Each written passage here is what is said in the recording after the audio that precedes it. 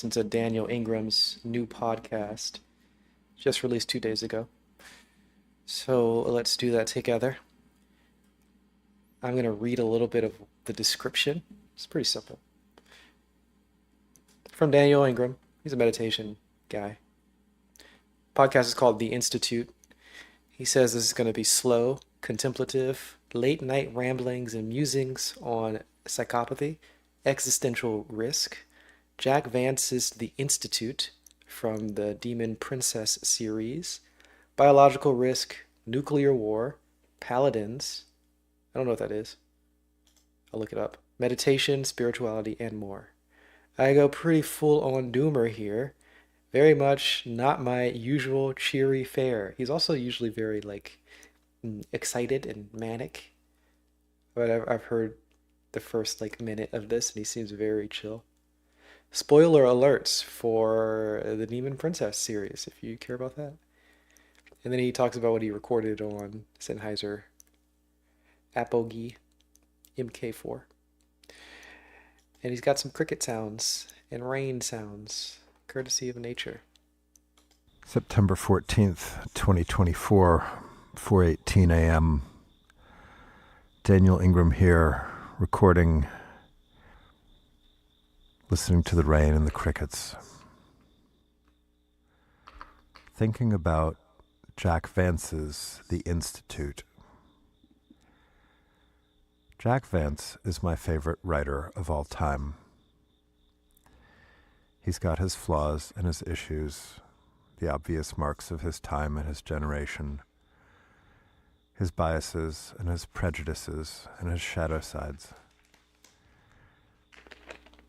And one of the most interesting things in all of his writing to me at this point is something called The Institute. The Institute appears in his series called The Demon Princes, which with that name you'd think would be fantasy, but is in fact sci-fi. The Demon Princes, instead of being demons, are humans, mostly, and they are psychopathic master criminals. Mostly human? They do horrendous crimes on a grand scale, and in theory had some sort of loose association at one point. The Institute, curiously enough, is actually not there to stop the master criminals. The Institute is an intergalactic organization that is dedicated, in theory, at least initially is what we are told, to keeping the level of technology on all worlds in the galactic system at a level below which a lone madman could end life on a world. And the Institute justifies its actions, which are many, complicated, and nefarious, based on the idea that anything they do that is less than ending life on a world in service of this cause is justified, as, given enough time, it would be guaranteed that if technology allowed a madman to end life on a world, they would. So they destabilize governments, they cause chaos, they sabotage scientific experiments, they wage wars, they start rebellions, and do all kinds of complicated things. They are a non-governmental organization existing in the shadows with a complicated hierarchy reminiscent of groups such as the Masons with numbered ranks. We find out more and more about the Institute as the books go on, and eventually, plot spoiler, it is revealed that the primary purpose of the Institute is actually to give people, in this case, owing to the generation and biases and limitations of the author and the time it was written, entirely men, an opportunity to go on a journey, to test themselves, to grow, to fight a noble fight, and therefore, in their sort of mythical struggle, attain to personal growth and a sense of meaning. As I think about how the Institute, as a concept, as an ethic, as a utilitarian mandate, applies to today, it is hard not to come to the conclusion that there is something important about this sort of a concept. And also, there's something profoundly troubling about it as well. I'm going to write some of this down. There's something important about the concept of having a particular system that is set up specifically to make people have adventures and grow in that way. And then also the secondary goal of stopping humanity from getting technology that kills all people from one lone man. Over the course of the books, there is plenty of justification for the Institute. There equally is also plenty of detraction from it, that the Institute is unethical, immoral, elitist, undemocratic, that it wants people to wallow in the dark while the elites of the Institute enjoy profound wealth and power. And you can tell that Jack Vance can see a lot of sides of the pros and cons of having something such as the Institute. It's also interesting to notice that while governments in Vance are often exaggerated, bureaucratic, corruptible, absurd, self-serving, arbitrary, bizarre, colorful, they also, at that point, seem to lack the kind of psychopathy that we see in governments today. So the oikumene, which is the sort of interplanetary government, the galactic government, there seems to be a general state of peace. You don't hear about worlds warring for dominance over each other. There are some local struggles, but in general, the whole system seems to be operating peaceably. There also are not concerns necessarily with things like microplastics and forever chemicals and nuclear war and things like that. There is not the concern with artificial intelligence taking over. There's not the concern with runaway greenhouse effects. And so the existential risks would seem to come from solitary individuals who had gotten a hold of the very, very powerful technologies that exist in this sci-fi world. As a result of that, it's interesting to see the contrast between that vision of the future and the one that we're currently living in. So it seems like this is going to be a podcast that's a little bit about our current life. Most of these things, I don't follow any news or politics. So I don't understand I don't emotionally understand the tendency for other people to do it often. I used to, when I was much younger, in college, I liked politics just to have fun, just to like debate people, just to mess with people. I liked looking at political content from wide range just so I could have a lot of information in different areas and I could quickly identify other people who had political leanings and then I could poke them by talking about the opposite. That was my interest and engagement with politics 10 years ago, let's say. So I don't follow anything now, but I guess we're going to be learning something today. So he says microplastics,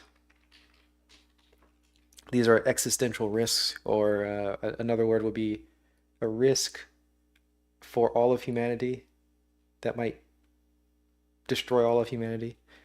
Microplastics, um, climate change. He didn't use that word though, but that's what he said. Nuclear.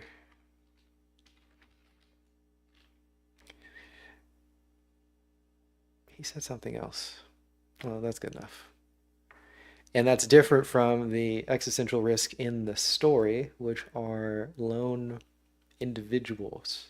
So there's like existential risks that are environmental, which is what we're dealing with on AI was another one. Environmental existential risks, which are caused by corporations, probably what we're getting at here, or this is like the idea. Microplastics, climate change, nuclear war, AI. These things are caused by corporations and governments versus the existential risks in this story, which are individual, one person.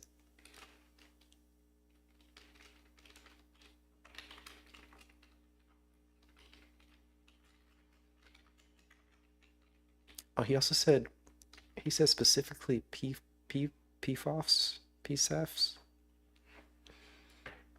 forever chemicals. That's how he said it. Forever chemicals. Is that different from microplastics? I think it is. Okay.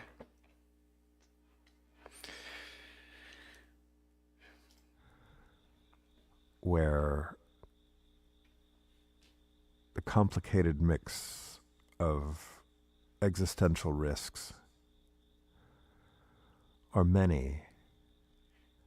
And while there is definitely an argument to be made that individuals play a role in this, we'll talk about that. I also have the sense that there are many, many other forms of madness and psychopathy that are, I think, far more dangerous and tend to be of the varieties of collective psychopathies or sanctioned psychopathies. And by psychopathy, I mean here a sense of unempathetic self-interest that ultimately is destructive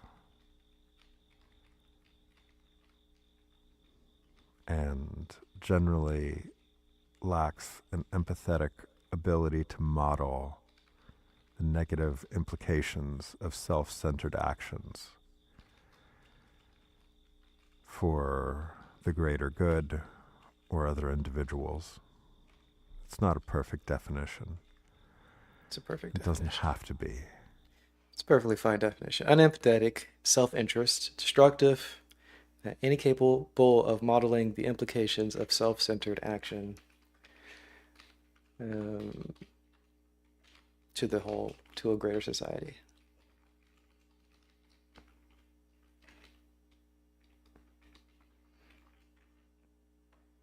about, he said slightly different things. But he's talking about not psychopathy of an individual, not necessarily, but also sanctioned psychopathy and distributed psychopathy. Again, he didn't say that word. He used a different word. Psychopathy, I don't know what the word he used. Different form of not individual psychopathy necessarily, sanctioned and distributed psychopathy. Will suit the purposes here. And so, when I think about the current polycrisis or metacrisis, with the various threats that have been identified by various groups, various institutes, various think tanks that are addressing global existential risk. And some very smart people thinking about this. The identified risks tend to be nuclear war, which at this point is almost exclusively something in the hands of governments, while there's the occasional rumor of missing plutonium from Russian stockpiles or whatever is nearly faded memories from the time of the dissolution of the Soviet Empire to smaller, quote-unquote, rogue states that are threatening the world with their small nuclear arsenals.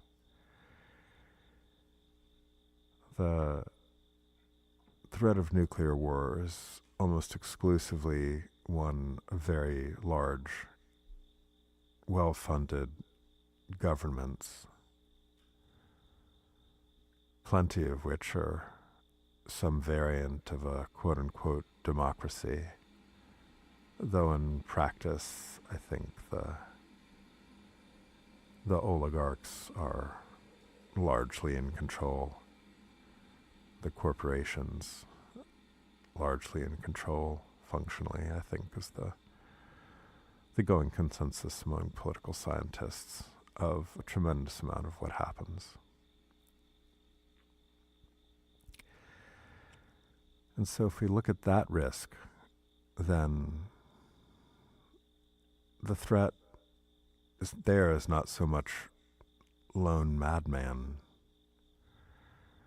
It's either a madman that is hardly alone, but instead in charge of the executive functions of a nation state. Sanctioned psychopathy there. And their capacity to press a button or however they launch nuclear weapons. It's interesting, this is not a threat this envisioned in Vance in his future world, where there seems to be this sense of having moved out into an era of human history that is substantially more utopian, at least on that axis.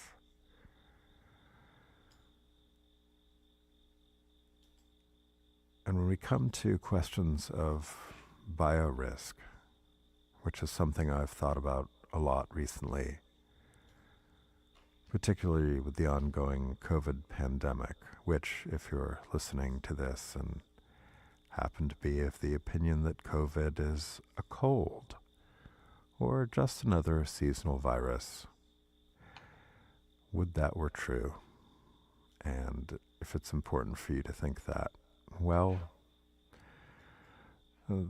okay, maybe that's psychologically what's best for you. And my apologies if that sounded condescending, but it's genuine empathy. It's hard your own to hold these podcast, things Daniel. in one's head. You can be how you like to be on your podcast.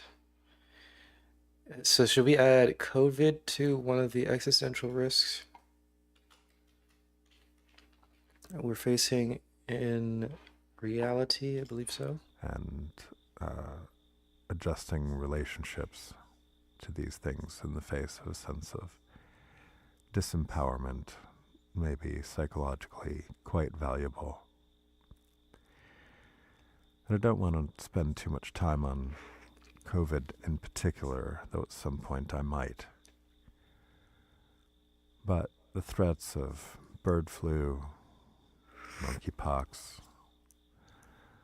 other threats, some Ebola variant, easy to imagine.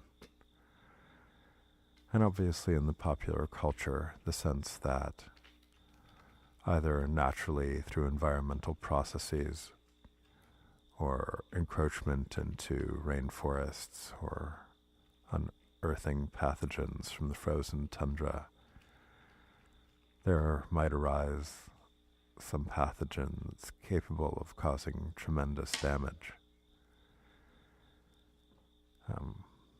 These are all very realistic and real scenarios, and there are plenty of examples of this having happened in human history. But we have additional risks now that make the whole thing much more complicated. And some of those additional risks include things like a lone person with a master's level understanding of genetics and virology in a lab somewhere with $80,000 worth of sequencing and encapsulation equipment, and that's pretty much all you need at this point to manufacture your own bioweapons.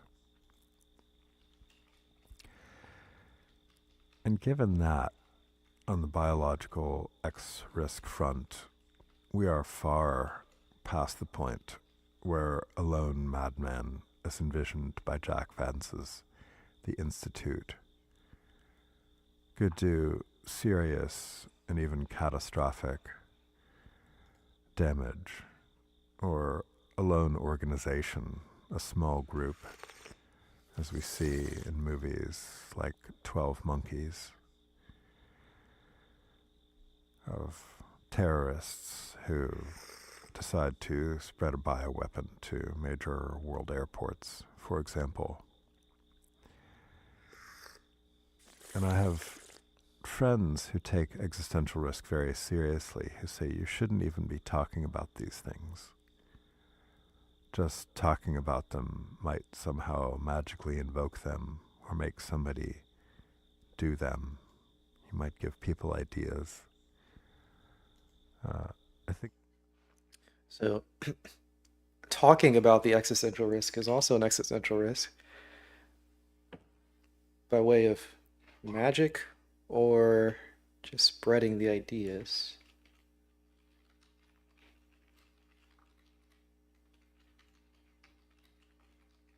Because he did just give us a play-by-play of how to develop bioweapons, become a master student in biology and genomics. He kind of gave us a really simple guide to do that, which I can kind of see why that might be a risk to spread that information. Or magic. Okay. the ideas are already out there in the popular culture. Is that that's popular culture? Maybe the ideas are out there. No, I'm sure the ideas are out there. But maybe the ideas are out there. That doesn't mean that they're easily accessible. Even if they were easily accessible, it doesn't mean that they're accessible to all people. And by spreading them, you're giving that information to more people. For example, I now know, I have a playbook that was just given to me for no reason. And presumably somebody's watching the stream and they're getting the same playbook without having to look for it, without any interest in looking for it. That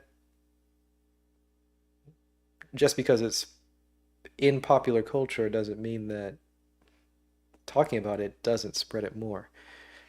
But it's just my own stray thoughts here. He might refute himself, or maybe not. Or one can imagine even more devastating and twisted things like, let's say someone inserted CRISPR technology into a highly contagious virus such as COVID, or even someone getting CRISPR therapy that might be catastrophic for others got infected by COVID. Could it acquire the CRISPR proteins and genes and things? I wonder. So, or could someone insert them intentionally? These are troubling questions. And then there are questions not of what the lone psychopath or the small extremist group might do, but even deeper questions like the many rumblings we hear from various sources, such as conspiracy theories about Bilderberg or the stones in Georgia that had recommended keeping Earth's population to 500 million or something.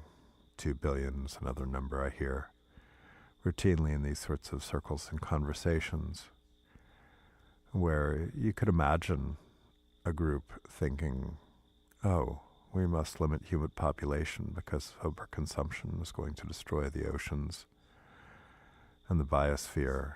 Maybe a bioweapon is a way to do that. I used to like conspiracy theories a lot. I still like I like the idea of conspiracy theories. I like conspiracy theories. They're fun. I just haven't explored them in a very long time.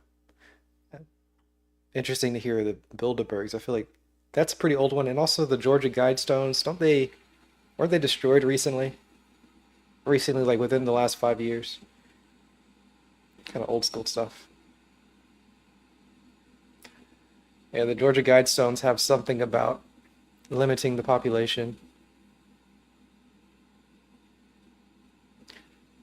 So again, there might be something out there where somebody gets the idea to limit the population. They listen to a podcast such as this and become a master's student in genomics.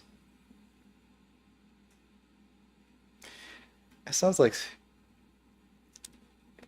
I guess I missed the whole existential risk discussion uh, train. I don't know. I've never really got into it. I know some friends who are into talking about this type of stuff. I never got into it. But if they're talking about conspiracy theories too, it's really up my alley. Yeah, politics and conspiracy theories, uh, how economic structures can destroy the world. That sounds like a lot of fun and interest to me, but it doesn't have the same pool as it used to. And the number of times I have heard that raised over the years through different circles and sources indicates that if nothing else, it's a real meme that seems to have some sort of staying power. So the various forms of psychopathy in the name of utilitarianism or pragmatism are fascinating and troubling to contemplate, as well as other forms of psychopathy. The psychopathy of sort of apathetic acceptance of systems that clearly are detrimental to the biosphere and life. Before we get into the apathy of systems, the let me think about this. I'm thinking about the definition of psychopathy that was laid out: unempathetic self-interest. Okay. I think the one that's important here: unable to model the implication of self-centered actions to a greater society. That's the one of the definitions of psychopathy, and also destructive. But then he has this idea of a utilitarian psychopath, who is attempting to kill people for to reduce the population in order to save the biosphere or something of that nature. So I can see how that's partially going to the definition of psychopathy because they're destructive. And I guess they're probably unempathetic. But they are thinking of the greater society and they're thinking of the biosphere. So they don't quite match that definition cleanly. But then the person who is this utilitarian psychopath might say that not doing that is having an outsized impact against the biosphere, meaning the whole Earth, or like life on Earth. So that would be psychopathic. And then I guess it maybe aligns with what he's about to say about apathy towards systems. Because if you're not willing to take that extreme, seemingly extreme measure to either hold back the population or stop the population from growing, then you would be a psychopath from the apathetic standpoint. Maybe. Let's hear more. The planet, systems of government, systems of corporations. We gotta rewind a bit. You might give people others raised over the years through different circles and sources indicates that if nothing else, it's a real meme that seems to have some sort of staying power. So the various forms of psychopathy in the name of utilitarianism or pragmatism are fascinating and troubling to contemplate, as well as other forms of psychopathy. The psychopathy of sort of apathetic acceptance of systems that clearly are detrimental to the biosphere, life on the planet. Systems of government, systems of corporations, which, for all their marvelous innovations and fancy gizmos like the ones I'm using to record this, on the other hand, if their goal is to maximize corporate profits above all other considerations, including things like, is this sustainable from a global ecological point of view? Obviously, that's a sort of a baked-in psychopathy, and I'm certainly not the first to have commented on this. And there's the psychopathy of just saying, oh, it'll all be fine, right? In which denial becomes a sort of a functional psychopathy that allows and enables the many, many systems that are currently forming various threats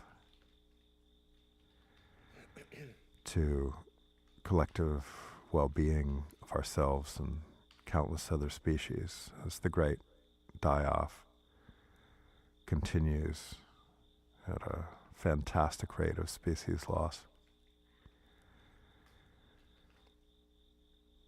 And so I've started to think about psychopathy itself in its many variants as in some ways a deeper threat, like the point of limiting technology itself may not be enough, because even at current levels we have potentially catastrophic biorisk.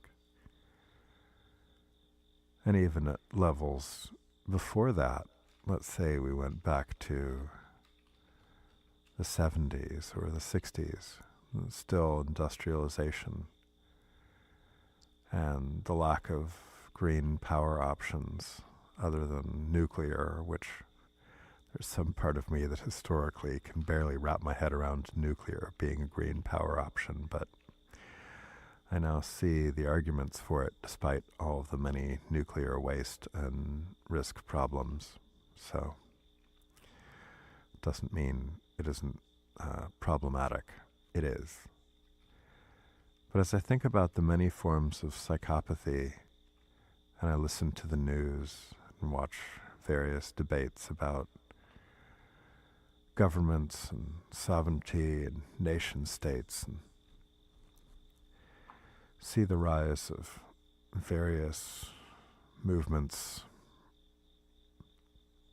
and think about the wars that are being fought right now: Ukraine, Gaza, Sudan, other lower level conflicts, a number of places around the world,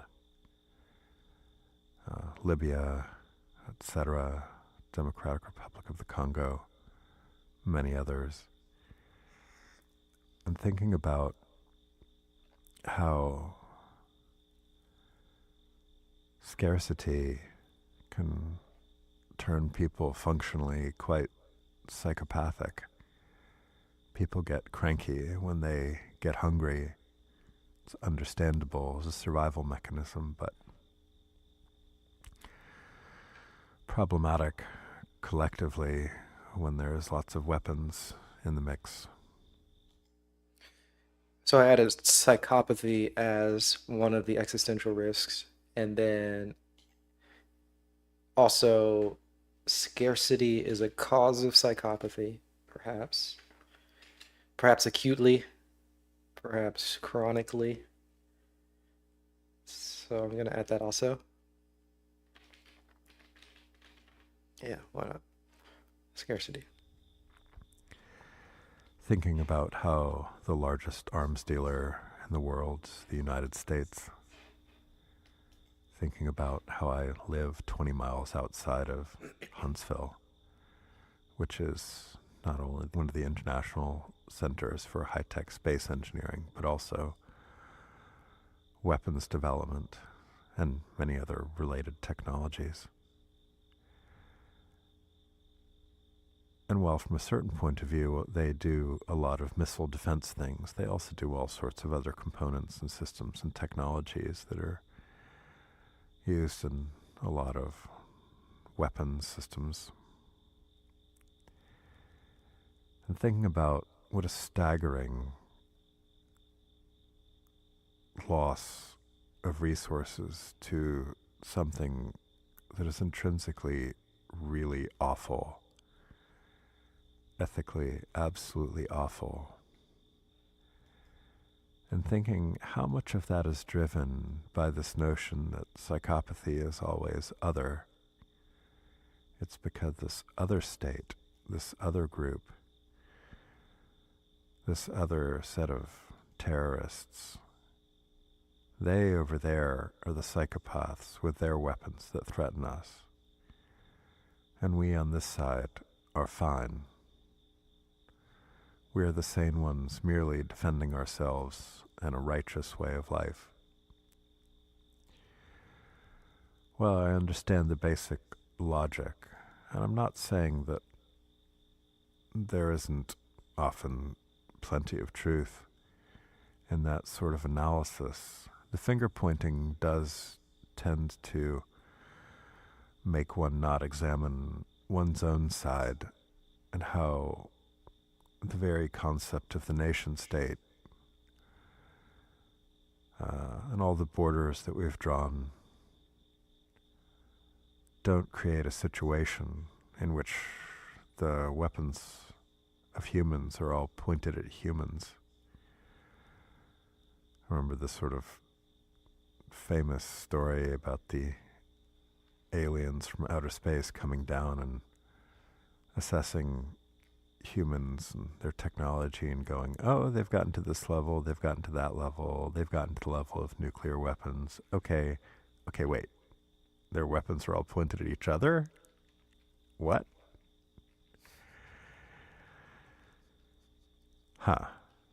So thinking along those sorts of lines about psychopathy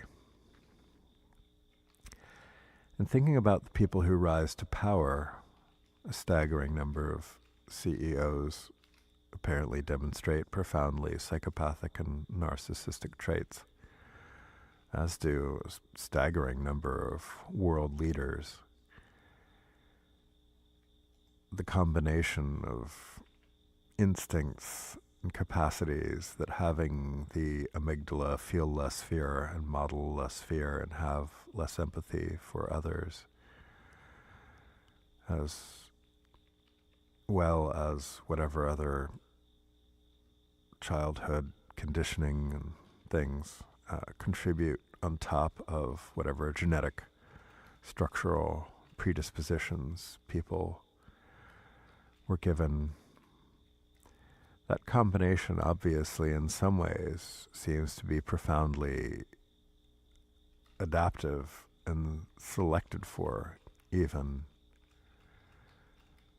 So is it possible that villages and tribes and small states across human history that had more psychopathic, cunning leaders were somehow more able to survive and reproduce, to be victorious in local conflicts, to dominate others, to spread their genetics?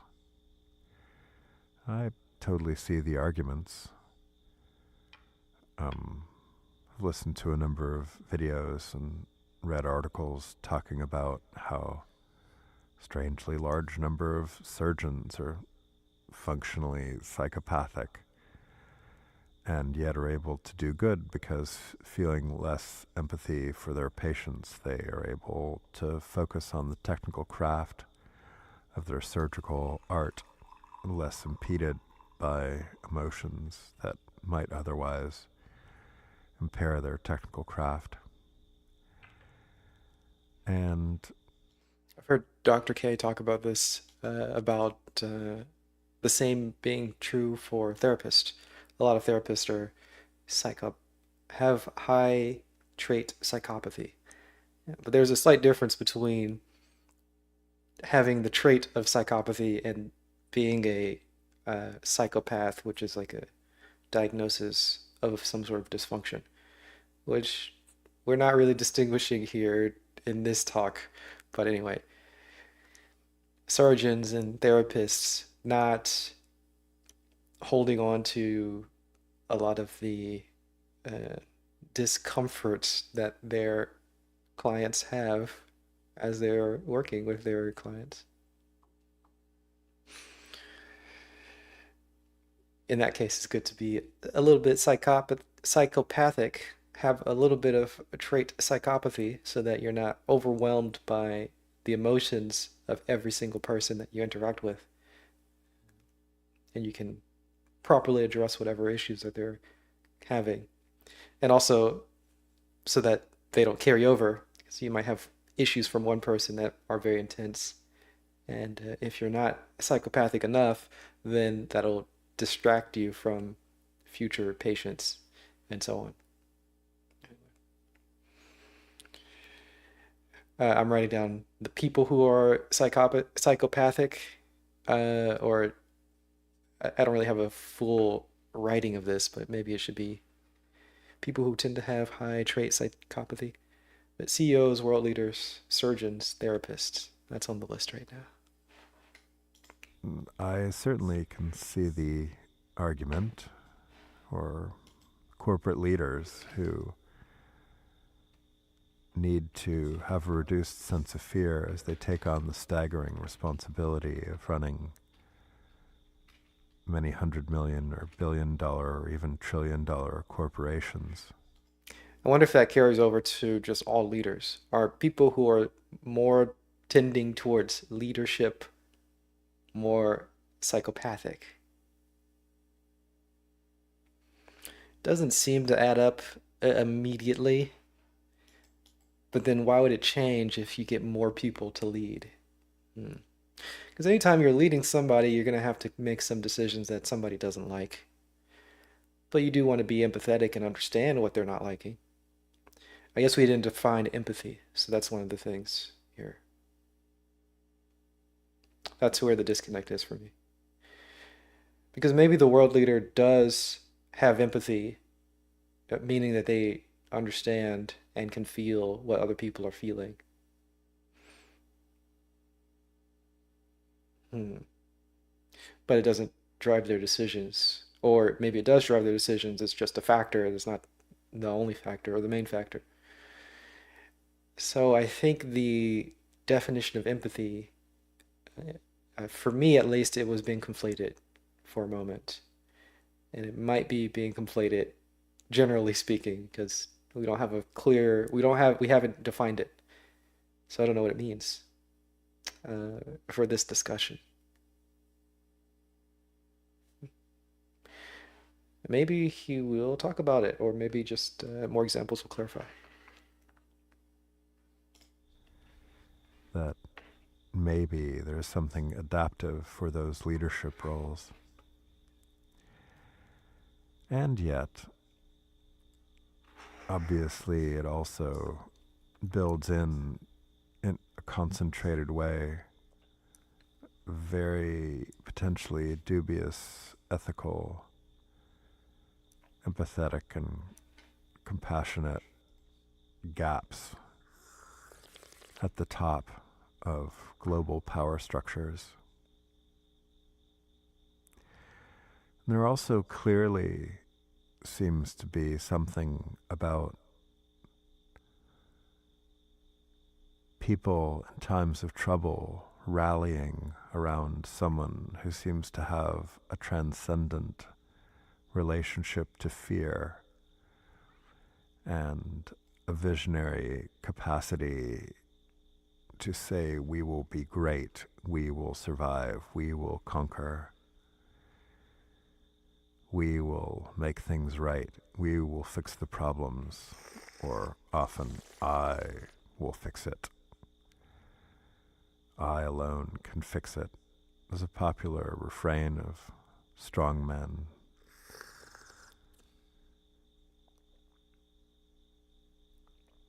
And so populations themselves seem often to need the seemingly mythic hero that we find in various extremist right and left governments that have arisen in history, as well as in other political movements that didn't rise to the level of taking over governments. And so in times of trouble, people collectively, as they get hungrier and more stressed, can become less sympathetic to other groups, become more xenophobic, but also seem to gather around people with a lot of dark triad tendencies, psychopathy, Machiavellianism, etc. Can't say etc. when there's three and you say two. Okay, dark triad. I also don't remember what it is. Psychopathy. Machiavellianism. Don't even know how to spell that. What's the other one?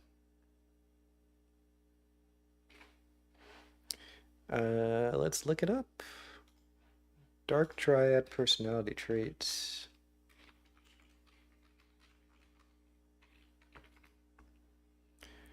Narcissism. That's the last one. Okay. I can also learn how to spell Machiavellian. Isn't it cool? Work with me now. Isn't it cool to have had such a strong personality that a personality trait is based off of you? Machiavelli, I mean, Mackie. Mac here had such a weird and strange personality that we just call everybody who was like him his name. It kind of, I guess it's kind of the same for Narcissus, but Narcissus was a god, right? A Greek something mythical figure. Mackie's a real person, is that right? Let me look up Mackie. Machiavellianism. And I don't even remember what it means. It's like cunning or something like that. Any needs necessary for political power. Okay. Who's the person? Named after Niccolo Machiavelli. Real person, born in 1550. Wait, no. Born in 1469. Sorry, I'm seeing a picture of him from 1550. It's a picture meaning a painting, which is a portrait. Something doesn't add up here, but he wasn't alive at the time, I'm guessing. Yes, he was not alive at the time. He died in 1527. Born in 1469. Mr. Mackie.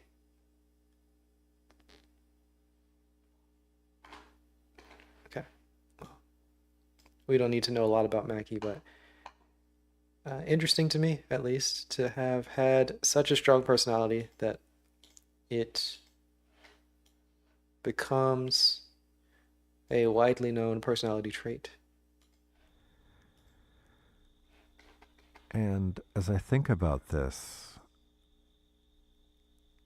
I'm reminded of the phrase that I wish I could properly attribute to whoever said it, but it's eluding me at the moment. That we have Paleolithic emotions, medieval institutions, and godlike technology. And that's obviously a profoundly dangerous situation. And so, while I understand Jack Vance's concerns about technological limitation,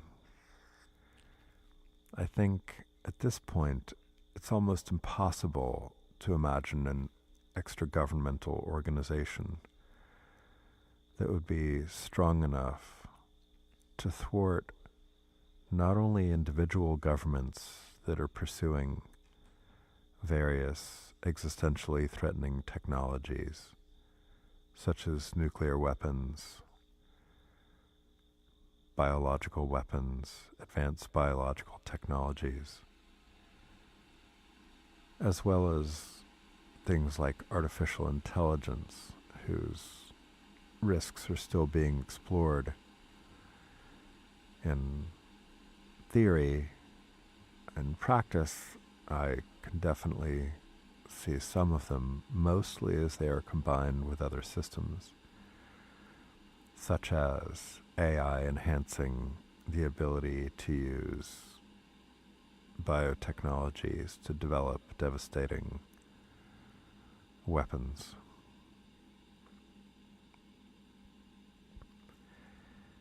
And as I think about how to then solve some of these structural problems, these deeper problems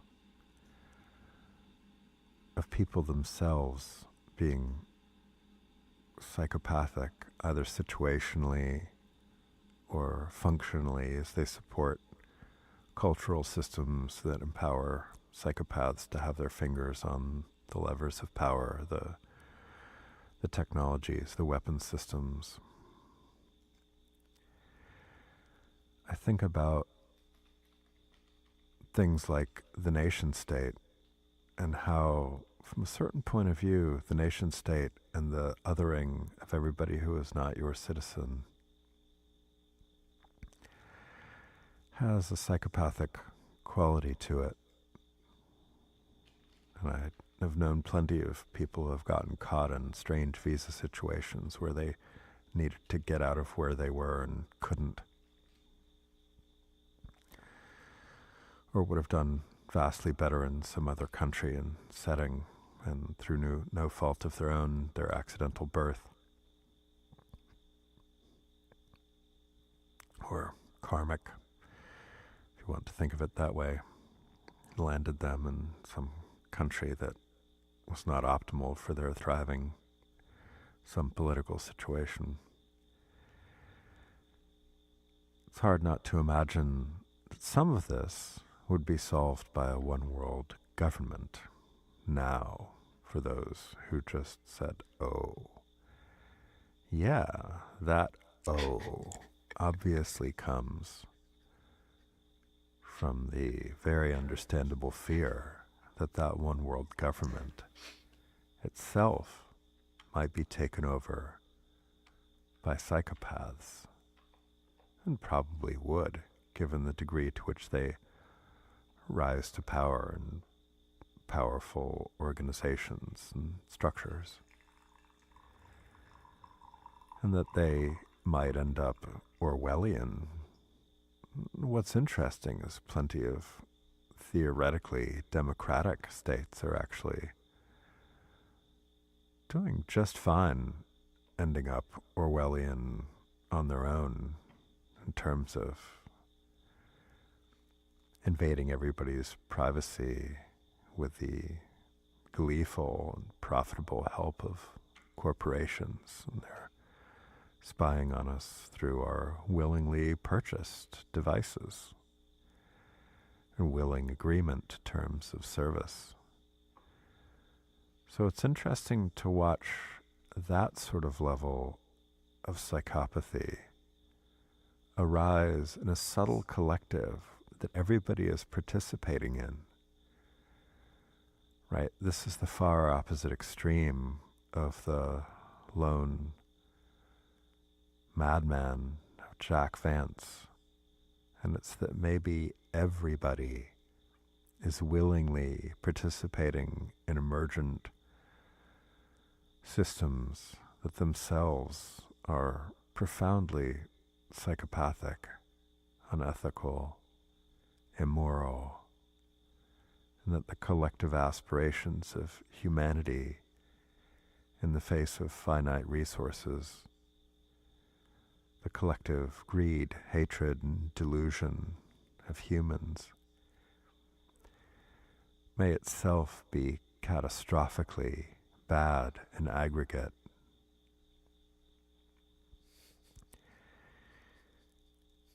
Even if many of the individuals seem very wholesome, kind, moral, nice, socially acceptable people.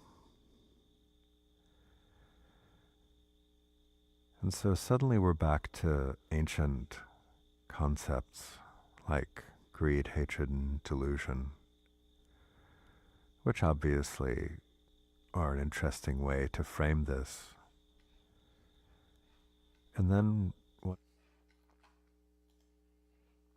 So I guess that's a subtle reminder. We might at some point get to something meditation related, or spirituality related, or Buddhism related. I don't know what framework we're going to be working with here specifically, but greed, hatred, and delusion. That's a Buddhist thing, right? And doesn't everybody have that except like the arahats, the greatest meditation masters, and the Buddhas themselves? So maybe we're going to be making a connection between everyone being a psychopath. I guess he's already said everyone's situationally a psychopath, and most people are functionally a psychopath. He's already said that. But all right, well, this is a podcast about spirituality in some way. And this guy, Daniel Ingram, is very well respected in the meditation world for very good reason. He's also not respected by some people for other reasons. We don't need to get into that. But this should be about meditation at some point. Might naturally think, oh, one should, say, follow the path of the Buddha. One should follow the path of the great sages. One should follow the path of the wisdom beings the awakened ones, the compassionate ones. And so one could imagine maybe the top priority should be to shift resources to the ethical and contemplative systems of development and cultivation of positive qualities and the removal of negative qualities as a primary way of saving humanity from its collectively psychopathic self. And I obviously, as someone who has spent a lot of time engaged with the teachings of various wisdom traditions, can and have seen the logic of this and think that there is a tremendous amount of mileage that could be gotten out of these sorts of ideas. And yet, the problem is that if you spend enough time in this business of spiritual teachings and in these communities and having conversations and seeing what happens, it's pretty much impossible to not then run into the endless scandals, the endless repeated problems of those at the top of various organizations.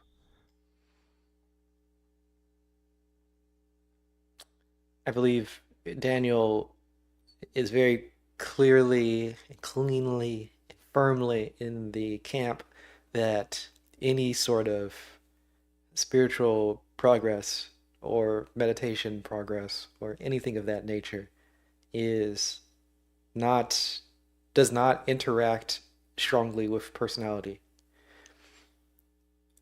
in such a way that if somebody has a personality flaw or a cluster B personality, is that the phrase for it? If somebody is a psychopath or a narcissist or a Machiavelli, meditation won't help reduce any of that, generally speaking. And it may make it worse. It may make it easier for somebody to be a narcissist or a psychopath or a Mackie. And further, some people might be, I believe he has talked about, people might be drawn to meditation to control their minds in certain ways so that they can more easily influence other people.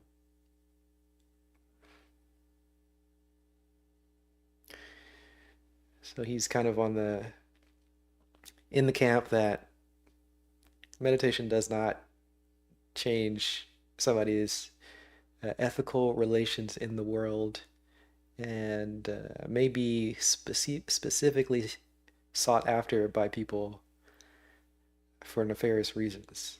There's a whole thing about Buddhism with the three different trainings. You have the training of wisdom, the training of meditation, and the training of morality. And they're all separate trainings, and they can be developed individually. Where a lot of people conflate all of them, thinking that if you have any sort of wisdom, then that means that you are good at meditation or that you have strong morality. And all the permutations of that. If you're good at meditation, then you should have some wisdom and you should have strong morality. Or if you're good in morality, then you should have strong wisdom and strong meditation. But the idea of the three trainings is that they're three separate trainings, not all intertwined directly necessarily all the time. I mean, they could support each other. They do support each other, but they also develop individually. With money and sex and power and abuse and intimidation, cover-ups and boards of seemingly kind, thoughtful, helpful, compassionate, well-trained people justifying and defending and hiding the terrible actions of various gurus and meditation teachers and spiritual leaders, yoga teachers, etc., as well as plenty of what you see in other organizations of religious nature, such as plenty of Christian organizations, the ongoing scandals within Catholicism, and pretty much everywhere else you find people. It's a whole other genre of things that I used to be interested in and am no longer interested in. I never, well, I used to dive into the scandals of popular religions and the scandals of alternative cults and such.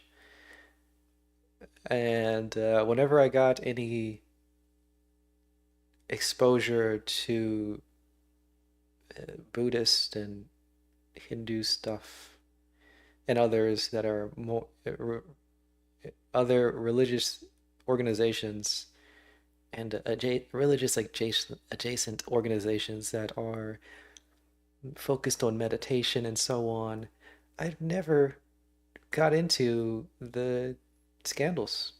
I was not interested at some point with those things. Though it does seem to be something that would be interesting to me based on my uh, personality from high school and college and such. But by the time I got exposure to it all, not interested. So I've never really gotten deep into the scandals of meditation teachers, for example. Just a side note, a lot of this podcast is just going to be me talking about some random things that I know. I guess I'm adding a little bit of context and nuances to what Daniel's saying. I'm also learning a lot from what Daniel's saying, and then just talking about myself a bit to share about myself. I've been drinking this tea, and it's a nice tea. It tastes really nice. However, I have recently made new water, and it's still, I was gonna say it's baking. I guess that's the right, this is the right slang term. I've got water that is not ready to drink yet, so I've been drinking spring water instead. And this spring water is not hidden right. It's just not, it's not going down right. The swallow's not there. The swallow's not where I want it to be. It's a little too, it's catching in the throat. It's not smooth enough. Anyway, he said something about following the way of the sages, and I started thinking about Lu Yu, which is the tea sage, is the person who wrote down the most information about tea really, really early on, choosing the right water and choosing the right source of fire and that kind of stuff. I'm following that guy. That's my guy. I don't think he does anything to change narcissism or psychopathy or Machiavellianism, though. Just makes you want to drink tea.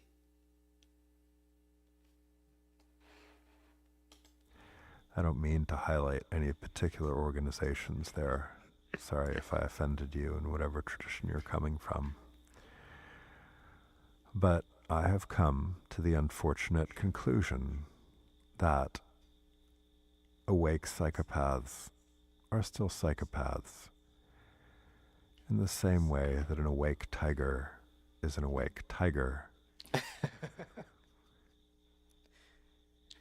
I remember there's a long time ago. There's an old video of Shinzen Young talking about Osama bin Laden, and in the talking about Osama bin Laden, I don't think he explicitly says it, but he's implying that he believes that Osama bin Laden is enlightened or awakened or uh, highly advanced in meditation. Whatever word you want to use here, you get the picture of what I'm saying. And it's obvious by watching videos of him talking. You can see that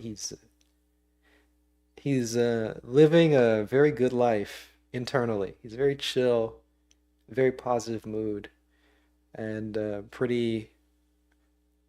There's a lot less hesitation than with a lot of other people. Things are just smoothly going within him and flowing out. That's the idea, but it's still Osama bin Laden. He's talking about overthrowing the West, and you know, you know what he did. Shinzen Young was talking about that to drive home the point that meditation won't change any of that. You can still be an awake psychopath. Same thing we're talking about here. And so I have become disillusioned in the degree to which spiritual teachings and technologies will be sufficient, because I see these organizations routinely taken over by psychopaths.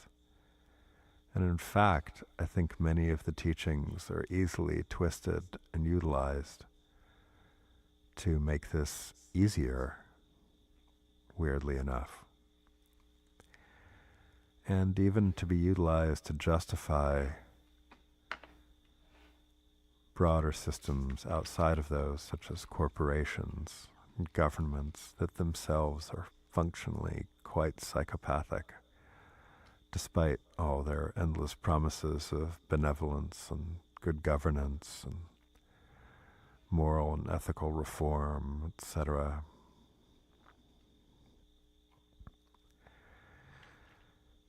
And so then I cannot help but wonder about technologies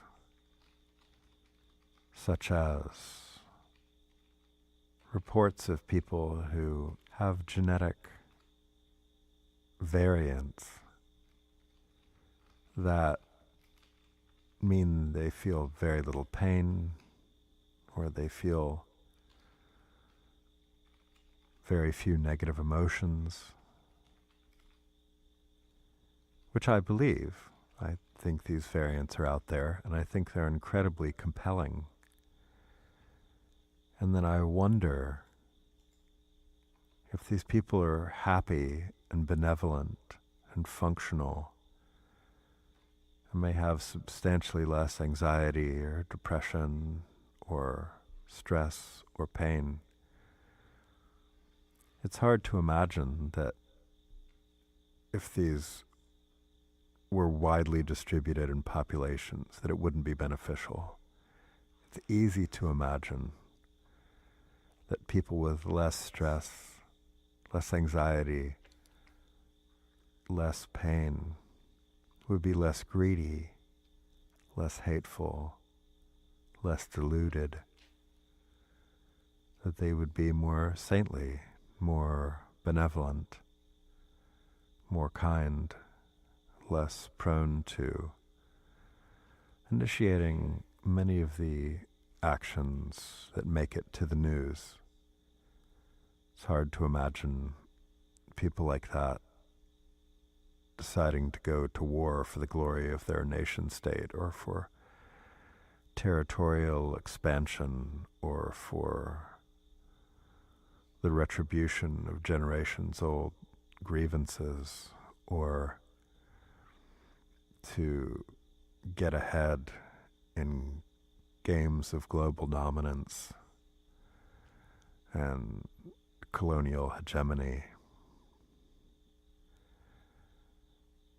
It's hard to imagine those people doing that. And as I attempt to model the mind of someone who felt very little pain, just enough to avoid hurting themselves, who felt very little stress, it's hard to imagine them being conspicuously consumptive to fill a great hole in their heart. It's hard to imagine them wanting to rise to the top of the corporate ladder on the bodies of their less successful or cunning middle manager colleagues, it's very easy to imagine that they might be more benevolent.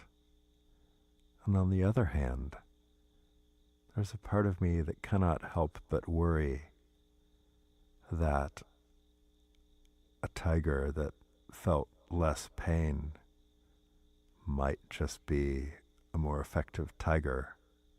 And so I think we need to know what these sorts of modifications do not only to ordinary people, assuming you could CRISPR them in, but what they do to people on the far psychopathic end of the spectrum.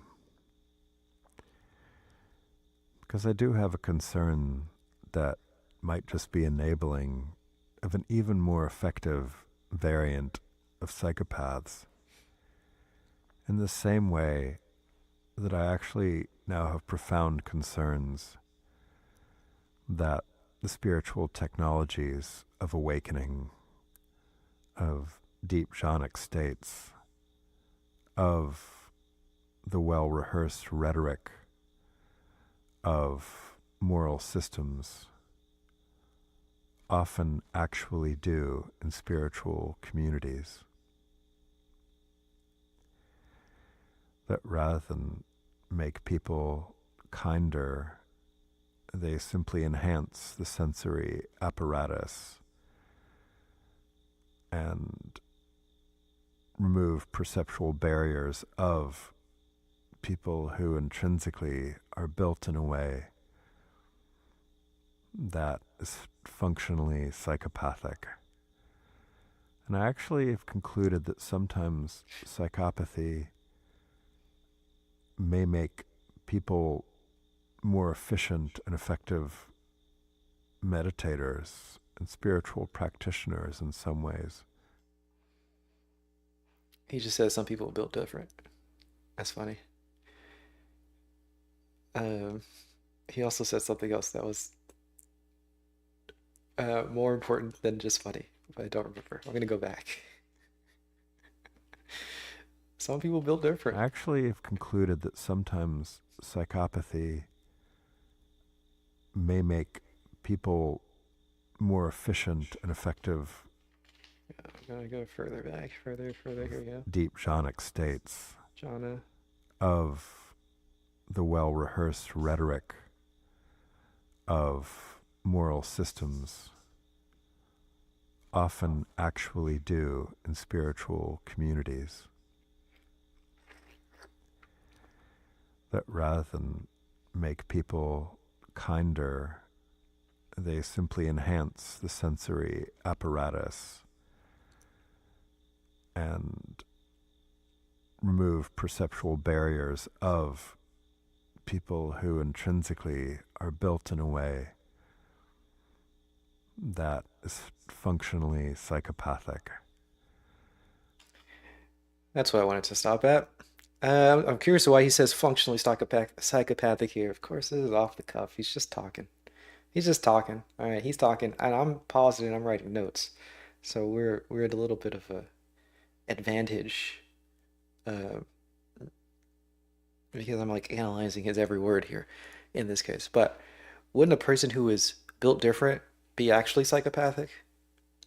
And I'm thinking that by the way that he's talking about this, the person who is functionally psychopathic is a person who is in denial about how corporations and things are going to affect the world at large, or a person who's apathetic about governments and culture and things affecting the world at large. I believe that's what he means by functional psychopathy, which is a little different from a situationally psychopathic, which, well, maybe situational is a part of functional psychopathy. You got the situational psychopath who is driven by hunger, like literally being hungry and being crabby is an example of what he means by that. But then that, more chronically, being starved of resources, having large scale scarcity, that would be functional psychopathy. But a person who was genetically predisposed to being psychopathic, having psychopathic traits, that person's just actually psychopathic. I think. I think. By the way that we're thinking so far, at least, that's how I would have imagined it. But in this last sentence, he said that a person who's built different might be functionally psychopathic.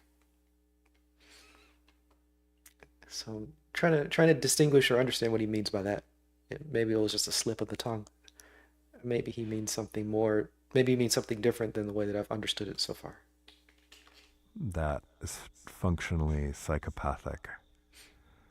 And I actually have concluded that sometimes psychopathy may make people more efficient and effective meditators and spiritual practitioners in some ways, because they admittedly don't seem to suffer the senses of guilt and remorse that those of us who are not built that way do.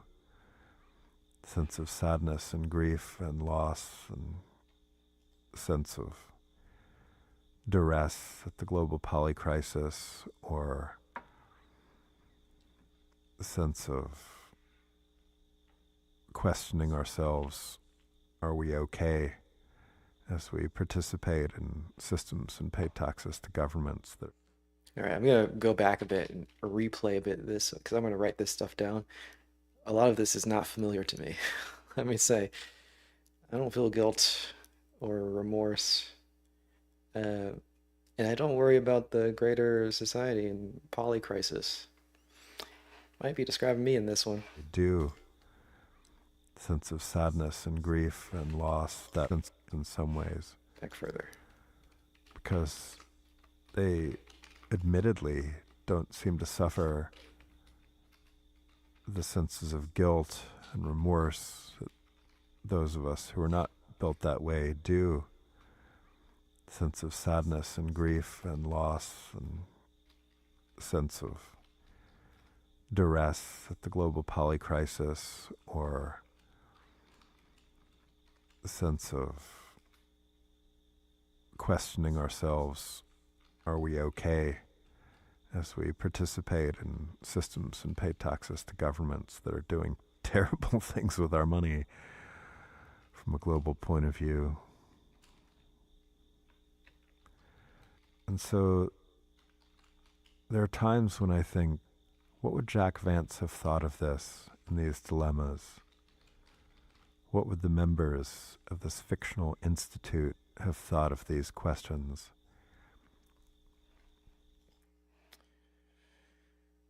So you got people who are feeling guilt, regular people, feeling guilt, remorse, sadness, grief, loss, duress at the poly crisis, and questioning if they're okay with paying taxes to a government that's doing horrible, horrible things.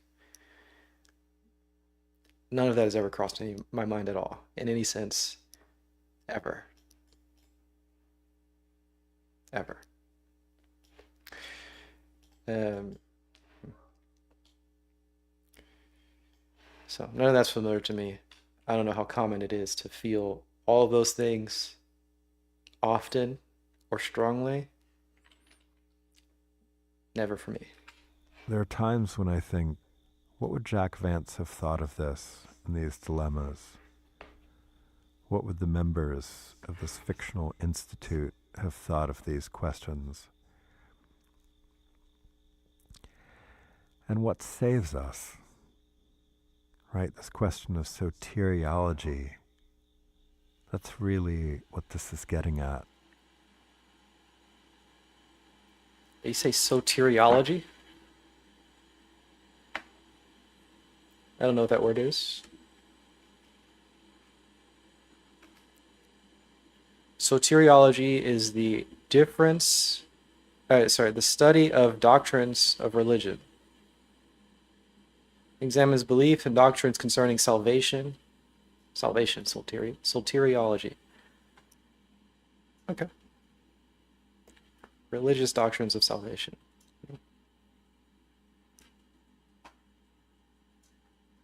Is this specifically? Oh, no, it can be Buddhism, Epicurean philosophy, Hinduism, Islam. Okay.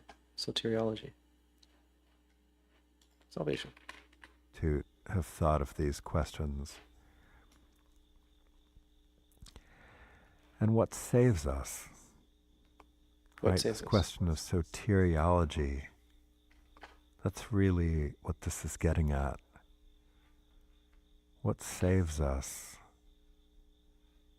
from psychopathic institutions run by psychopathic individuals and psychopathic societies, blind to the horrors that they create, blind to the slow poisoning that they do, or if not blind, if even paying attention, continue to do it anyway.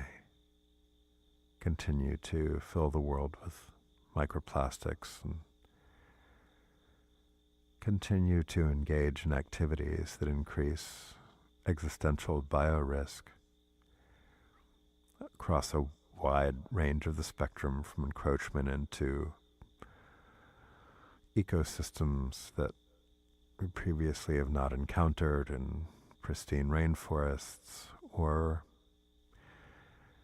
doing things like gain of function research in laboratories without adequate controls to prevent. Okay. I don't know what gain of function means. I know it has something to do with COVID. Gain of function. I think it has something to do with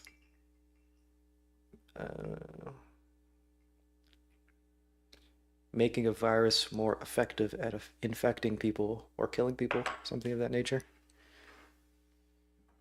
Increasing the functionality of a virus. Let's look it up to make sure we understand what he's saying.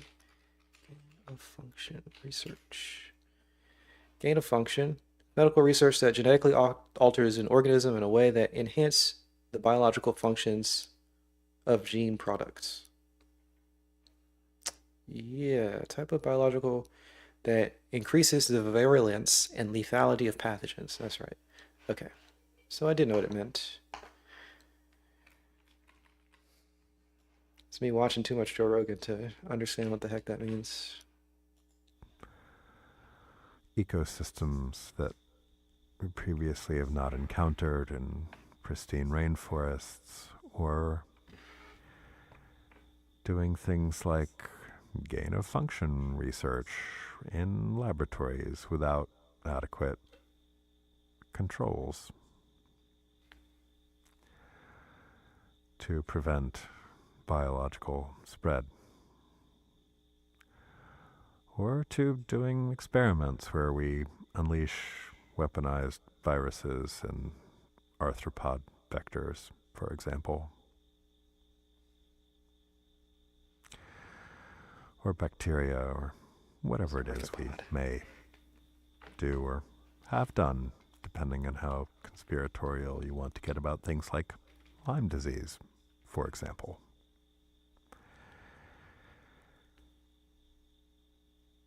And so, what saves us? How far down the chain do you go?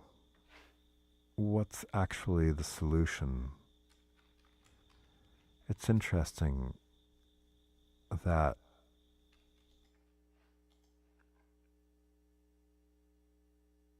Oh, okay. Okay. Arthropod is a bug, a type of bug, or crustaceans also. Arthropod vectors just means a mosquito-borne disease. Also, fleas, lice, ticks, and mites. Okay.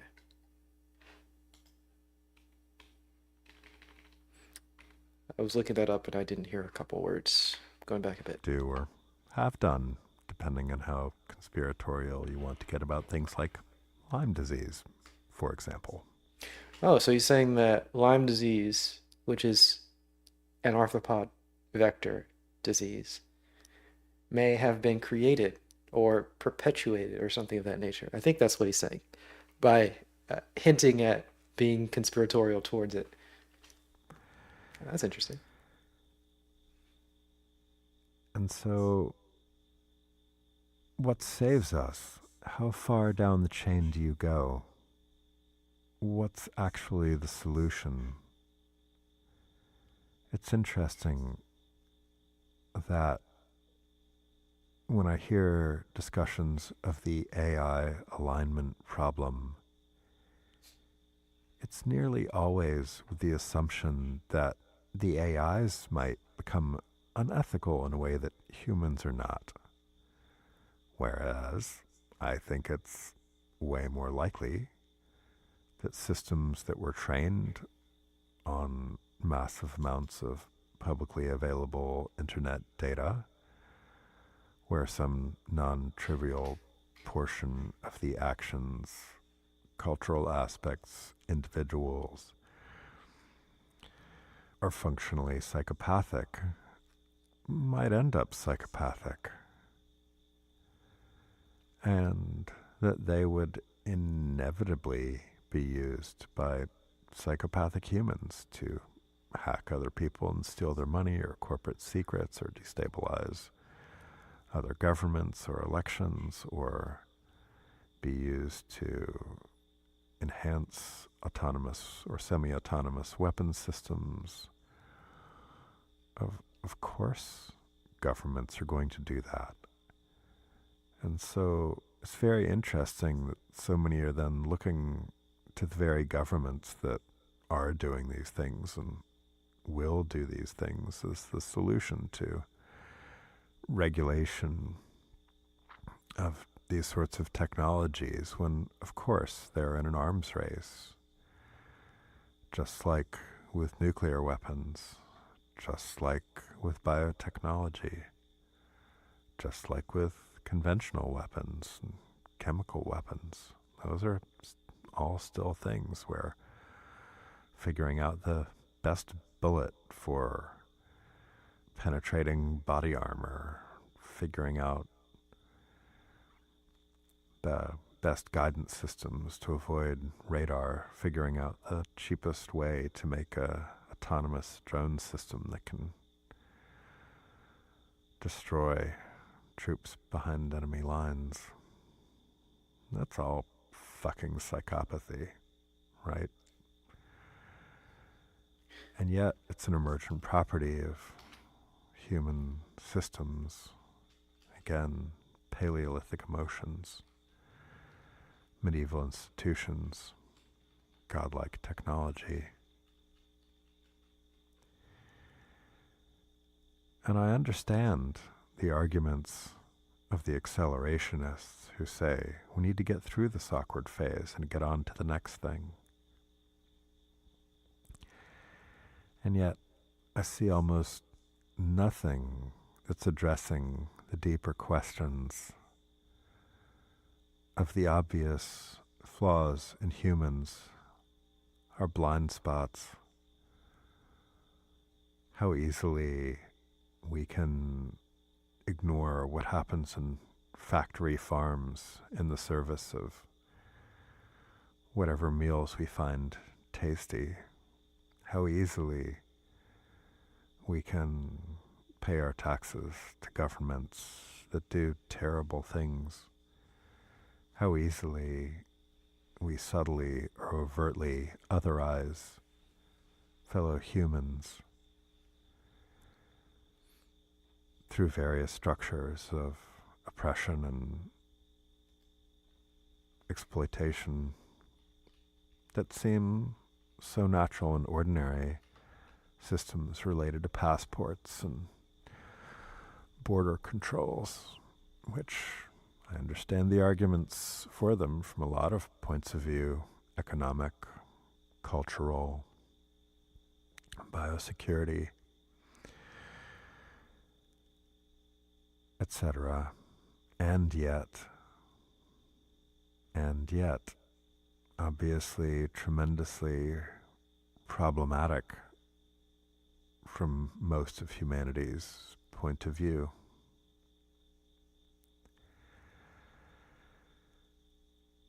And I have no great solutions to these things as part of the problem. And so there's a part of me that thinks me talking about this itself is sort of psychopathic. It's unempathetic. It seems to glorify, in some ways, the power of psychopathy individually and collectively. And it also, by offering no solutions, then I even am stripping away the understandable defense mechanism in the face of disempowerment, which is denial.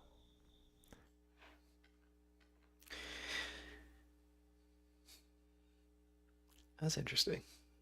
Okay, so we got a couple things here.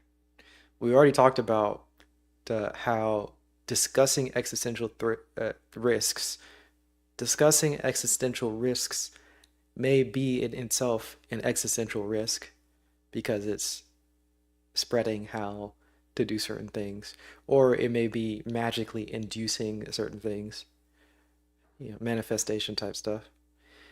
And then here we're saying that talking about psychopathy may be in itself a form of psychopathy because he's not offering solutions to deal with it. And in doing that, he's causing distress in other people. So he's being unempathetic because he's not modeling.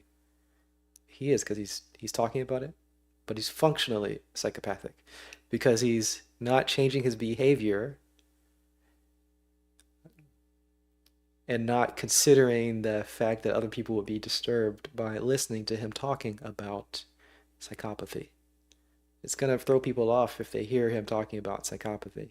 So to have ever talked about it would be a unempathetic gesture. That's interesting. I think there was another thing he said that I was interested in also. And I'm stripping away the understandable. That's it. The denial, uh, which is also that's interesting because he's saying that there are people who are functionally psychopathic because they're in denial of certain systems of government or uh, economics or corporations or whatever that they are interacting with. So the person who is in denial is functionally psychopathic because there are supporting systems that are psychopathic. But then for Daniel Ingram to point out that and to remove the denial, to remove the ability for somebody to be in denial, probably causes some distress for the person in denial and would be in itself psychopathic for Daniel to do. So to point out psychopathy is psychopathic.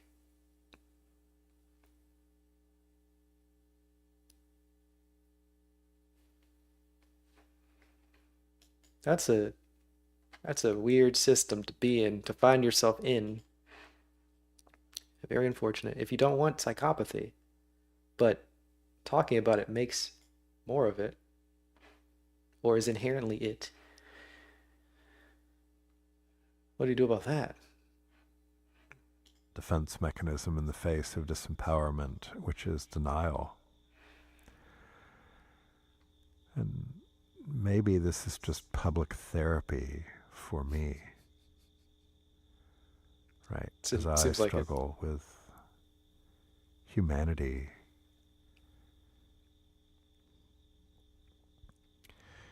and its implications. At points during this, you might have heard subtle rain in the background and the crickets. And I've left the nature sounds in. Me, who are usually obsessed with pristine audio And I thought it'd be interesting to leave in the frogs and the crickets and the wind somewhere in the background. The wind you're hearing are the last remnants of Hurricane Francine, which, while hurricanes are a natural phenomenon, remind me of climate change and the increasing storms and devastating events around the world.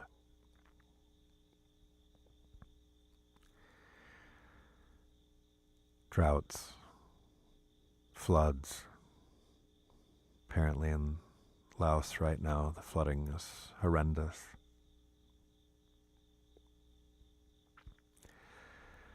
Yet on the other hand, when I walk out in nature and just walk through a forest,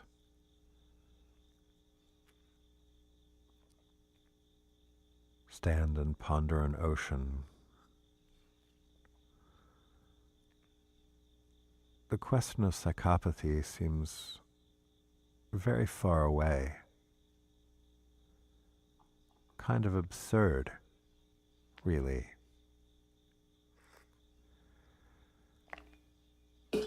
And it's not that human action isn't impacting every single ecological niche on the planet in profound and nearly all very negative ways. It is. But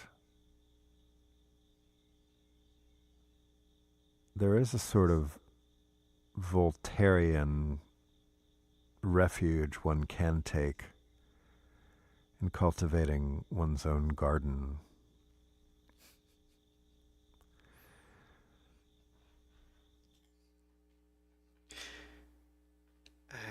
I want to understand what that means, but I don't.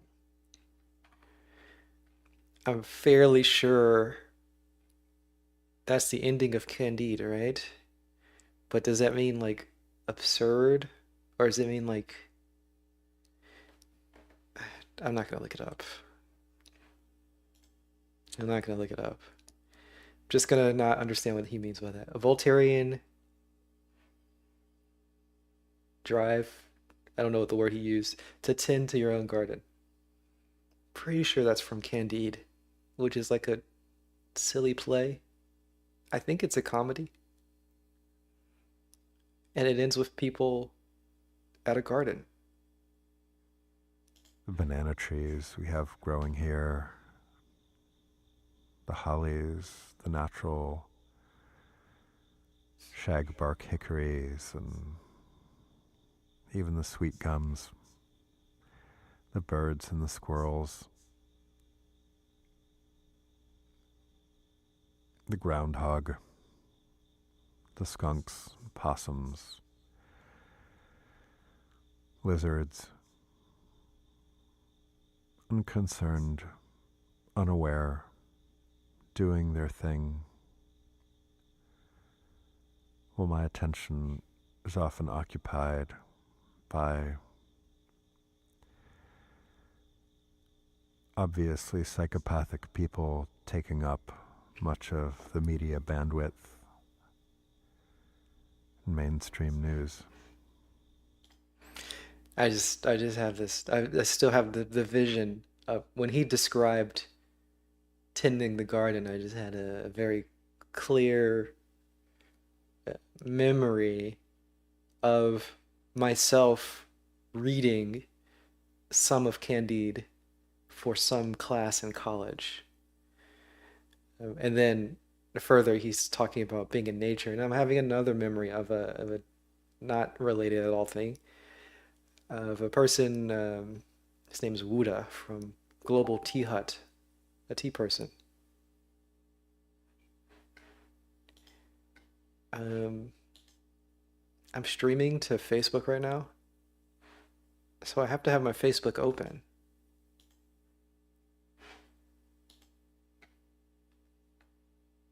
But I'm getting notifications. Gotta be a way to stop that, right? Oh, I can just mute the tab. Good. Okay. Secondary visual from him being in nature and nature being aloof. And I'm just thinking about Wuda from Global Tea Hut talks about really, really nice tea and then dropping it in the forest. And then he goes through all of the beings who don't care about how nice the tea is, including the soil and the sun. I'm just thinking about that too. And then he said that the psychopaths are driving the media or running the media. Did he say running? I think he's talking about being covered in the media. I don't know what the word he used specifically. People who are psychopaths are often talked about in the media. I don't watch the media. This is just me. I mean, I don't watch the news media. I do watch a lot of media.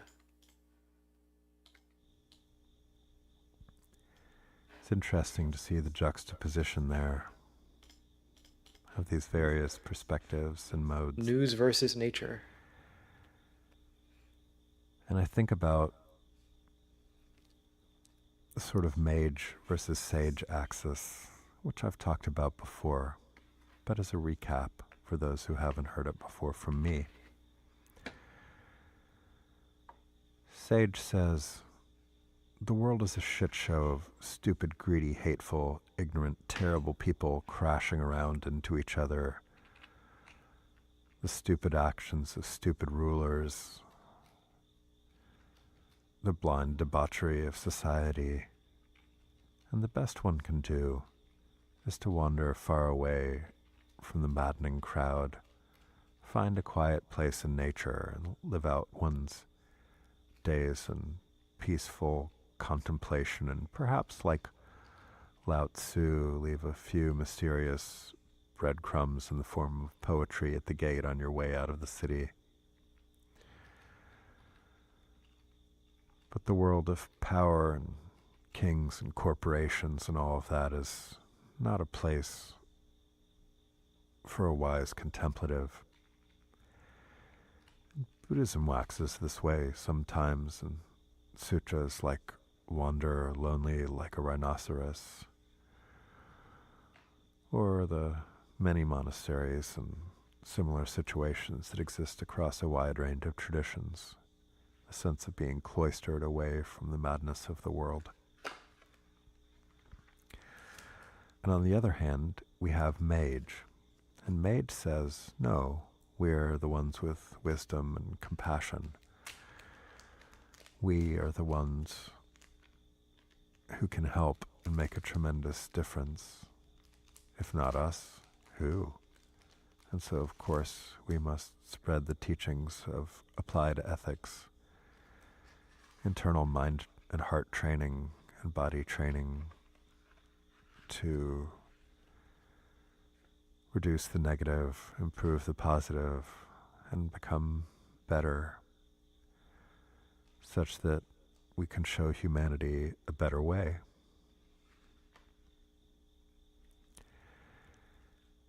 And so I see a lot of movements which could on the one hand be easily mocked, like conscious capitalism,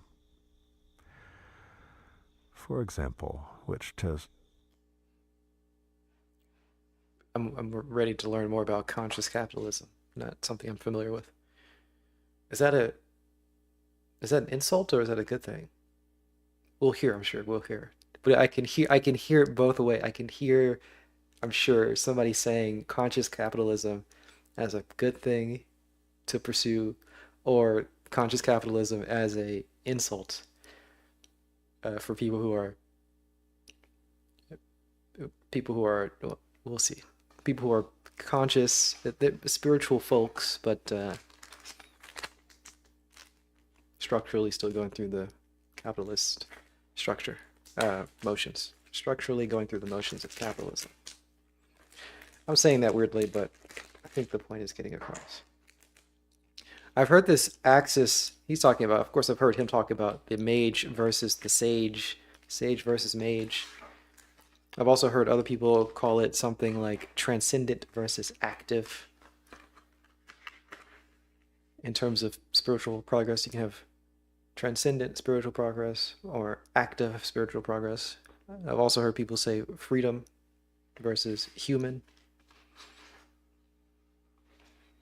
So they're all a little different, I guess. Because human, let's say sage, transcendent, freedom, the similarities between all those three, they seem pretty similar. But then you have mage, active, and human, which are very different, I think. They can be different. The mage,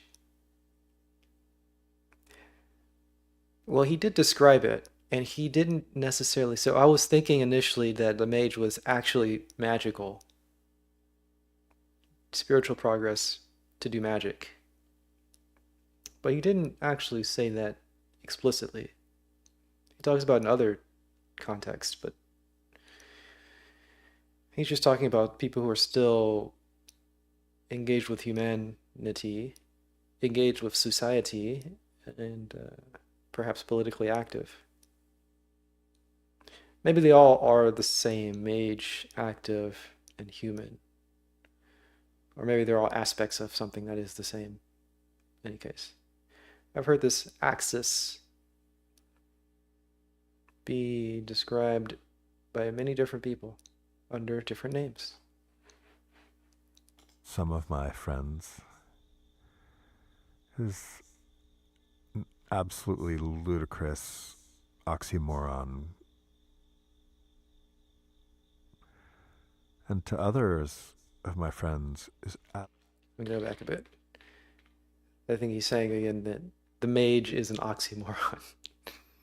To be a spiritual person and active politically is an oxymoron.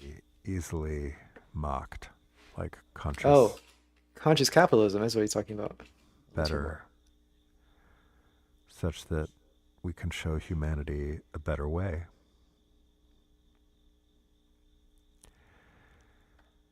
And so I see a lot of movements which could, on the one hand, be easily mocked, like conscious capitalism. For example, which to some of my friends is an absolutely ludicrous oxymoron.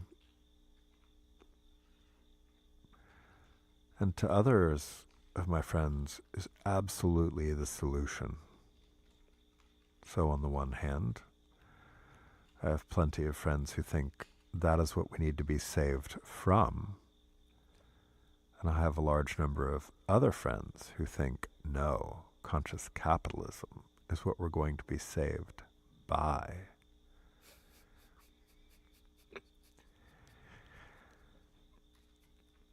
And it's interesting to notice the tensions between these points of view. And I think that we need to facilitate some sort of dialogue around these. But I still worry that even with the world's great spiritual systems, and even with the innovations in Western psychology over the last 150 years or so, that I think has identified things like the personality disorders and their structural and functional neuroimaging aspects, etc.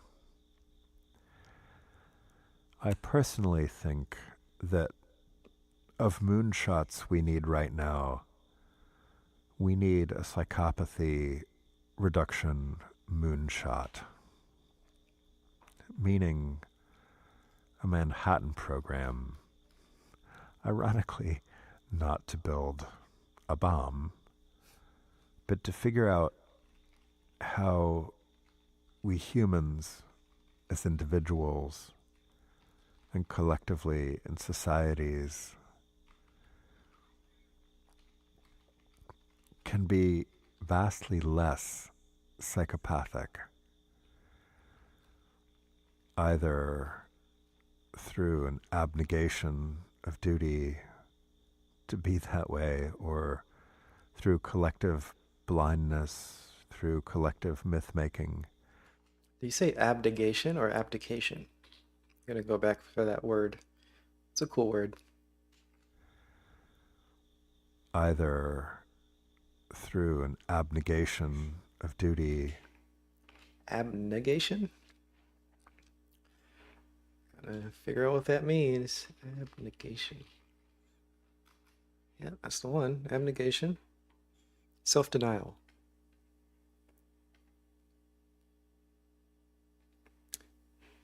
The act of renouncing or rejecting something. Oh, it doesn't have to be self-denial specifically. Rejecting anything. Abnegation. The act of not allowing yourself to have something, especially something that you like. Oh, maybe if you're doing some abnegation, you're abstemious. You're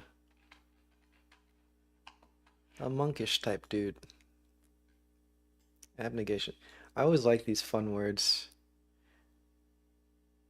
I don't often use these colorful words, but I like them. They're cool.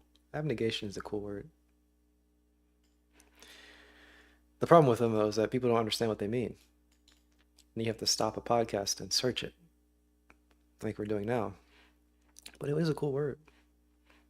I used to have a long document back in the day, I used to listen to Sam Harris, and he uses words like abnegation all the time. Every other sentence. It's not that often, but very often he uses very fancy words. And it was so much fun to look up every single word he used and try to understand what he's saying.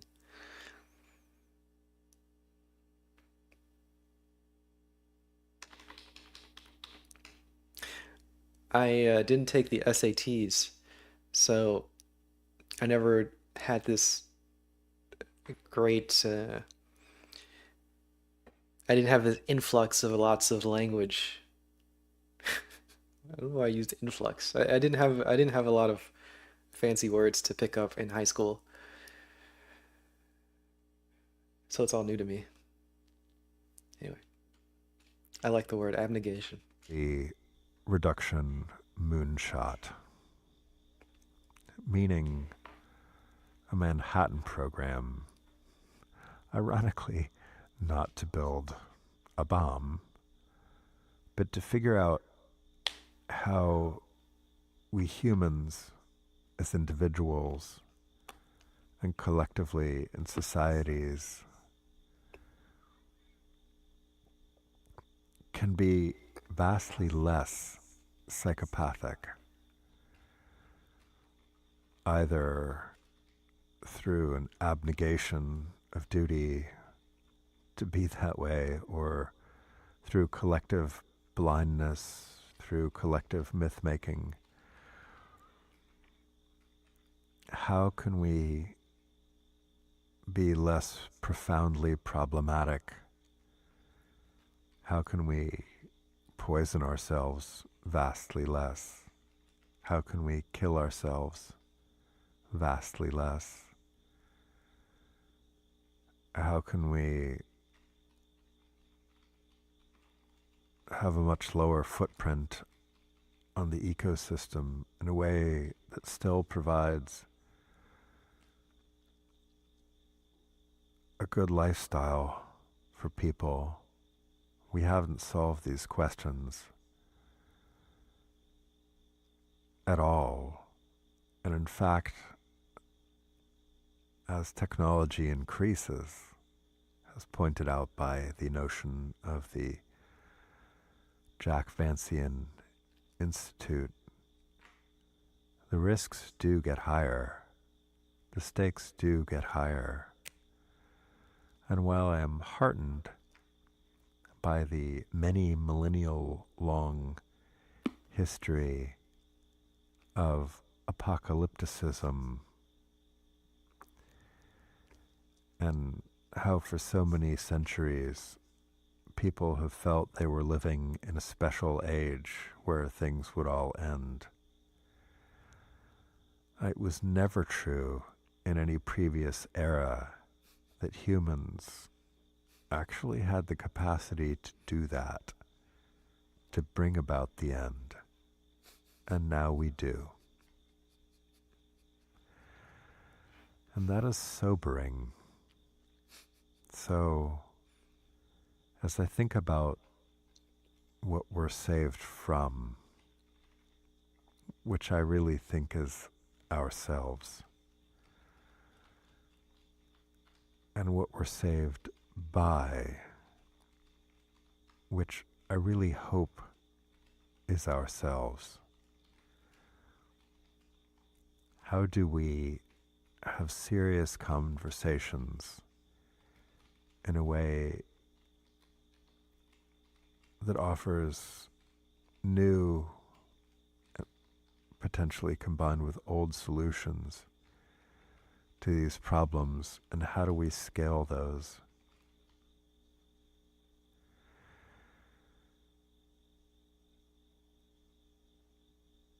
It's interesting as I watch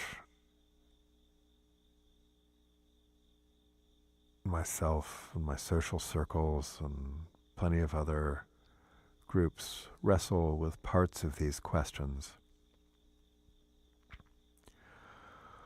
All of us looking through our own lenses with our own biases and our own shadow sides,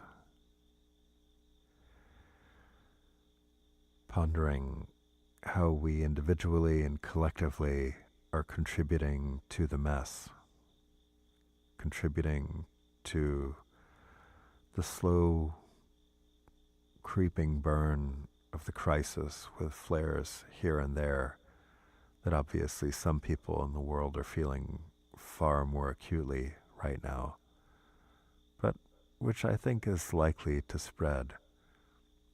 As is routinely mentioned, there is going to be increasing pressure on people to war over water, food, arable land, mineral resources, etc., dwindling ocean reserves. And in the face of that, yet so many people wanting things that it's easy to take for granted, like air conditioning and clean water and refrigeration, sanitation, things that so many people globally have very limited or no access to. Basic health care. And thinking about very hard questions like how many people can we realistically sustain and at what level of lifestyle? How do we be more kind and empathetic to populations that ostensibly, from a nation state point of view, are the enemy, but functionally many of which are just people trying to get by and raise their family and contribute creatively and figure out how to reduce their own suffering and increase their happiness like everyone else.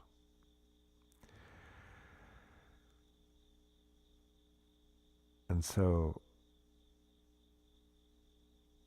it's hard not to simultaneously be very, very cynical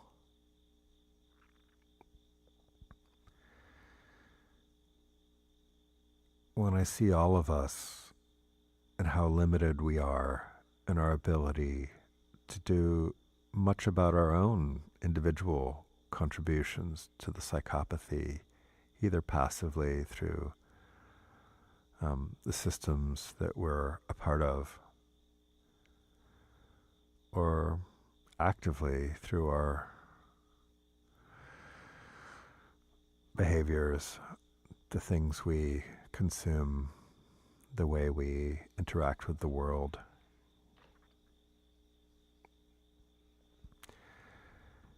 and also to have some hope.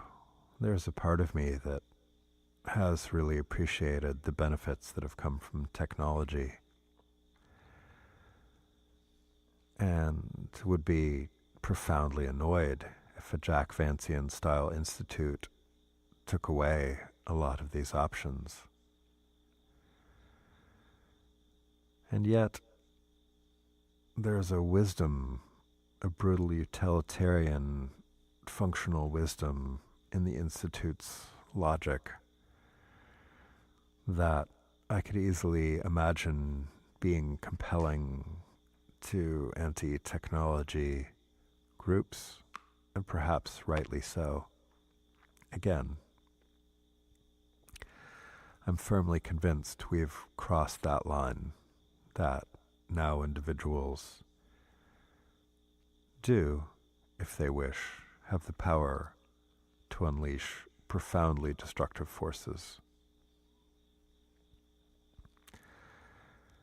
And I have no idea how to stop that without profoundly draconian systems that are very hard to feel good about arguing for. And while I see people taking on parts of this,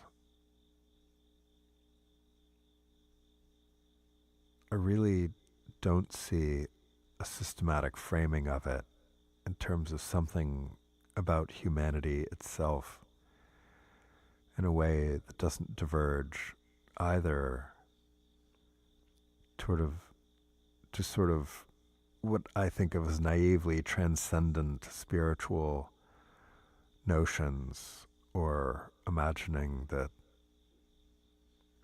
particular spiritual technologies will save us from this, or going far to the other extreme of just contraction into doom scrolling on YouTube,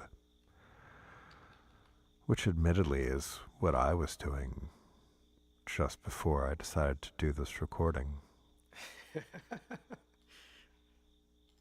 That's interesting. Fascinating that he would put himself in that camp because he's doing lots of work for overall in terms of trying to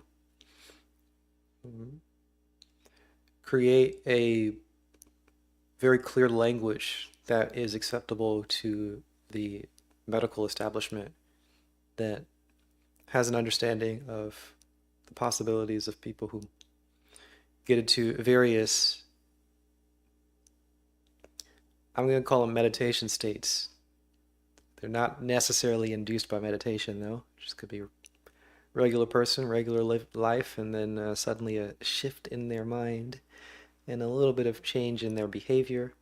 And oftentimes that is seen as a little bit crazy in the not so fun way, you know, a little bit crazy in the people want to lock you up, put you on padded rooms. But if they had a little bit of this better language, according to Daniel here, it'd be easier to take care of them and have them integrated in society. He's doing things to help the society.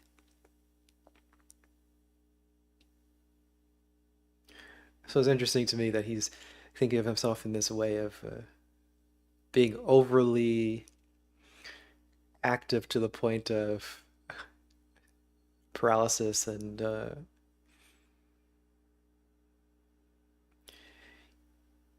not actually doing any work in the world. Doom scrolling on Twitter. So we've got the axis of sage and mage, and then we have the corruptions of both of those, where you have the one person who is naively transcendent, thinking that just meditating is enough. That's going to change the world. Everything's going to be better if we meditate. And then you have the person who's a little bit overly active, mentally speaking, because they're not actually doing anything and they're just scrolling and looking for more information online and seeing how horrible the world is. He didn't give a name for that. But we got the naively. Is naive the same as naive? naively transcendent versus the doom scroller. That's how I'm gonna put it.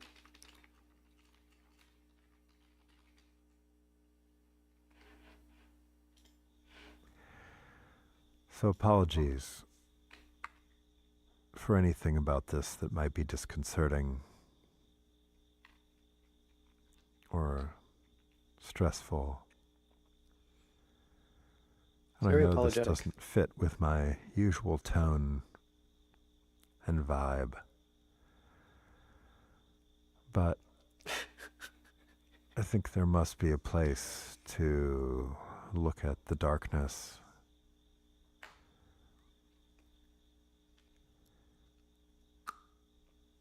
I thought a long time before I recorded anything about this in this sort of way.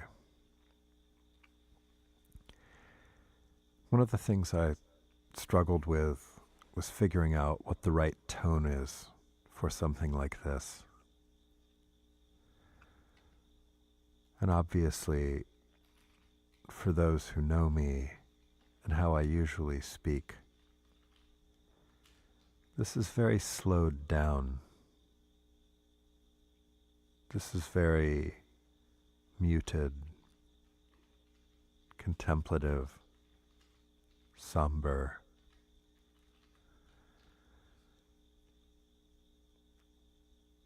And from a certain point of view, that's an okay tone. From a certain From point. another point of view, really I should be just screaming, Sam Kinison style. Sam Maybe Kinison that style. would be a more accurate tone. And yet, unless you make it funny, people don't tend to be able to listen to that for very long. Maybe I should be crying as I say this. Sadness would also be an extremely appropriate emotion. So I think uh, what we want to find the right tone for discussing these topics, and it depends on what the goal is. He mentioned one of the goals by negation there. People will not listen very long if he's screaming like Sam Kinison but not a comedian or not funny. Yeah, true. So if you want to be just random things here. If you would want people to listen more, you'd want to be somewhat positive, which kind of goes against the entire topic. But there must be a way of making the topic be somewhat positive, not extremely positive, not extremely negative. Uh, that makes it easier for people to listen for a long period of time. Being slow doesn't help. Crying will definitely not help in terms of just having more people listen for a longer period of time. But any of those, the slowness won't. The screaming or the crying might be very good to get a lot of people to listen short term, immediately, especially since Daniel Ingram has, um, he doesn't, I was gonna say he has a large audience, but I don't know if that's true. I have to think about this. He's he's very influential in the meditation world, but he doesn't have a platform where he posts his own stuff consistently. For example, this is the first episode of a podcast that he's probably not going to post a lot more of. He's been talking about this podcast, or he has talked about it maybe over a year ago. He's got videos on Vimeo. I don't even think he has a YouTube channel, but he's featured on many YouTube channels.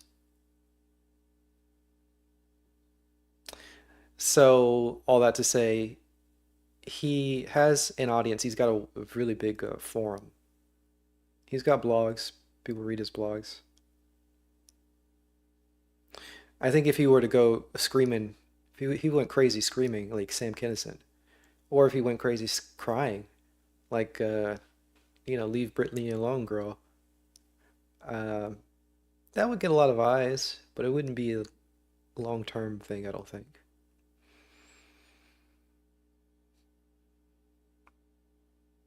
So how could you change the topic or change the tone of the topic to be slightly positive, not overly positive, slightly positive?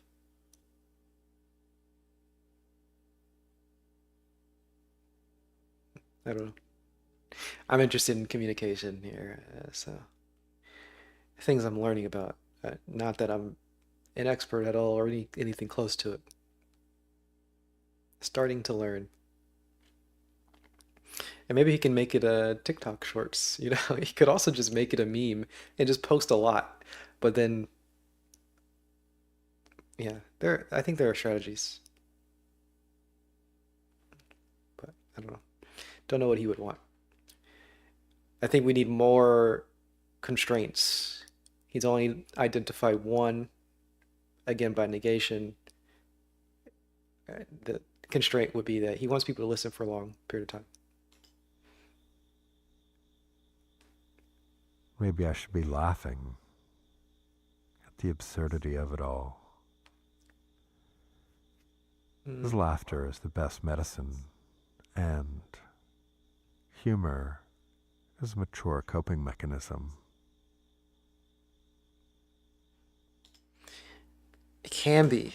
I have a personal dislike of humor as a coping mechanism, but it can be.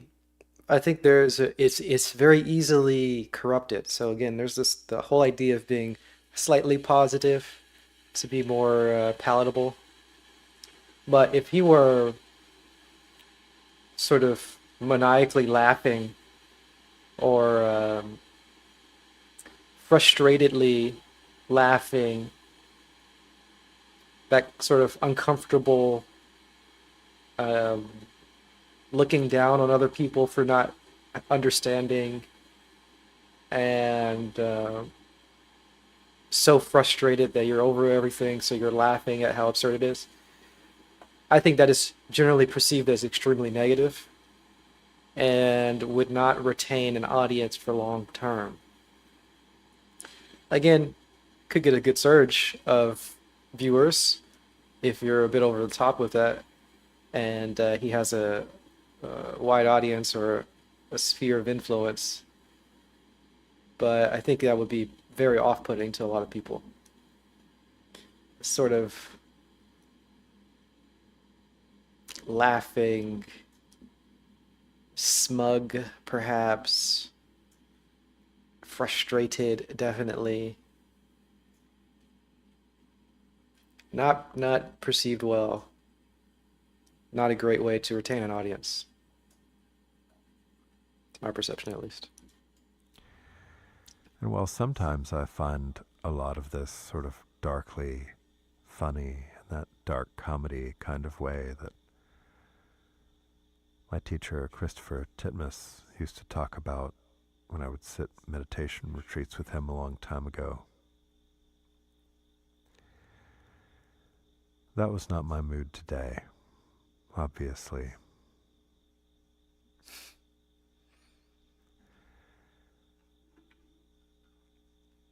So, in your own life, in your own practice, hopefully we can all collectively and individually think about how to do better, how to use the staggering gifts that we have been given from a historical point of view, unprecedented in human history, the communication technology, the information technology, the biotechnology, engineering, physics, chemistry, the social technologies, the convergence of religious and spiritual technologies, accessible and coming together, able to be practiced in unprecedented ways. From a certain point of view, the richness and abundance right now that we have is unbelievable, and our gratitude should be immense. And it's so interesting to simultaneously think of that abundance as our undoing, as poison, as something apocalyptic. It's interesting to see that it's very, very hard to hold those two very true things in our minds simultaneously. That abundance and the threat of that abundance, the opportunity and the horror of it. And that's true for so many things. As I watch political discourse, existential discourse, soteriological discourse, what will save us and what we're being saved from. Nearly everyone seems to fall on one side or another, rhetorically. I wonder why. Why even say the word soteriological if you're going to explain it? I like this thing as a literary technique, in novels and poetry. I guess if you have a good speech or something, you can sometimes get that going. But in terms of actually just communicating a clear message, it doesn't seem to work to say soteriological and then give the clarification of what that means directly afterwards. Why? Why use these fancy words? Why? Why? They sound nice though. I like the word soteriological. I hopefully will never use it in my life because I want to communicate certain things. And I don't think I ever talk about salvation anyway or saving people, but soteriological. Just wondering to myself, why would anybody ever say soteriological and then say saving people? If you're clarifying what the word means, that means that you understand that the word is not a clear word that people don't understand. You understand that other people don't understand it. Being a psychopath by even saying the word. You're causing me distress by using a word that I don't know what it means. And you know it because you clarified it.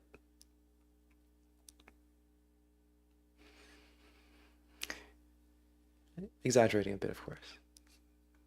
Just wondering to myself, why would somebody use a word, such a fancy word, that they know would not be widely understood? Nearly everyone seems to fall on one side or another, rhetorically.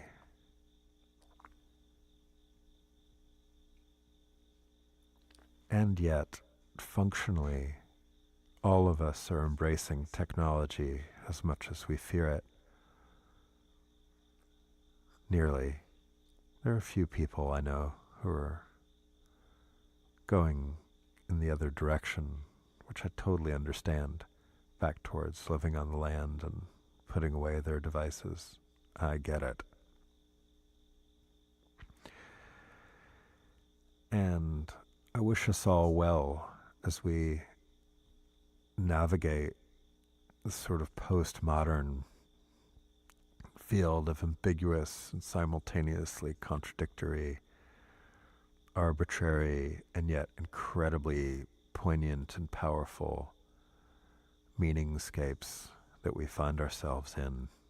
Maybe this will facilitate some sort of an interesting conversation rather than contraction into reactivity or the internet doing the usual things that it does, picking up on certain elements and weaponizing them to a person's own particular agendas. If I left the comments available for people to access on this, I'm sure I would be both amazed and predictably horrified at what I would find.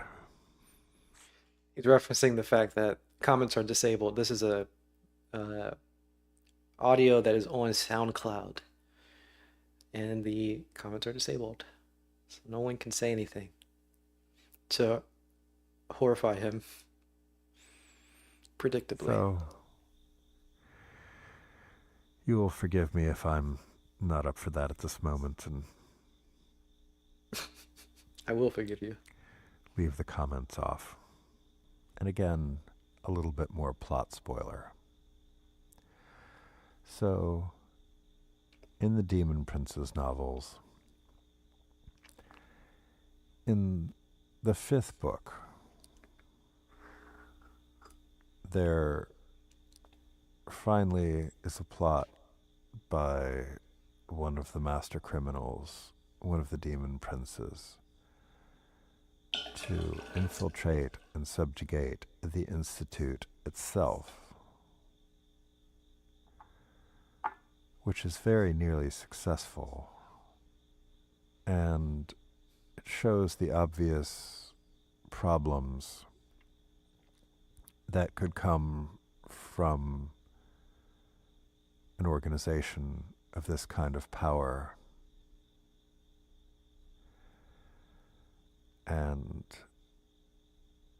it is only thwarted by the actions of the main hero, Kurth Gerson. And this brings me to something called the paladin problem. So, a paladin, as it comes to us through various medieval legends, features in the chivalric romances, Grail legends, etc. The idea is the holy knight, the knight who is a knight of God and on the side of righteousness, who yet just happens to be extraordinarily good at killing people and monsters. Yet they are not a monster. They are a hero. And yes, they may be tempted, and yes, they may be flawed. But they care deeply, they pray to God before they must do the terrible thing of killing the evil foe. And they exist in a capacity that flirts with the territory of psychopathy, but generally does not cross into it. And so, countless action movies and novels, adventure tales, have a character in them that is essentially a paladin, someone who is righting great wrongs, who is tremendously capable, who's seeking to redress the grievances of the world. A hero. They're usually male, sometimes female, and they have this ability to do things that are psychopathic, so it seems, like killing, and yet somehow not become the monster, usually.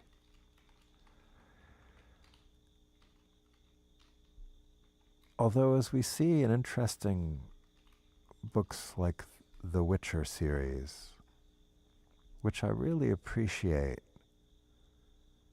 because its nuanced ethical considerations of what is a monster, I think, are relatively profound, and wondering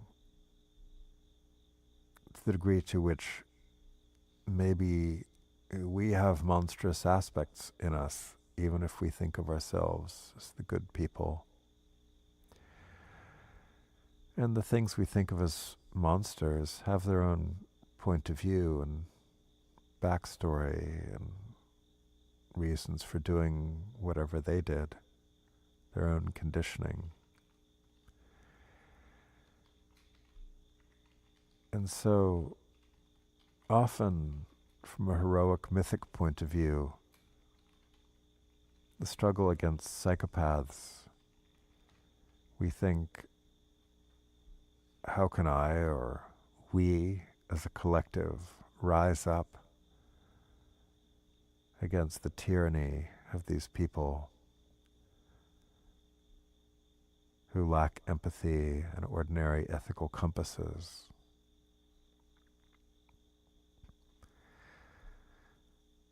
And the problem is that the history of revolutions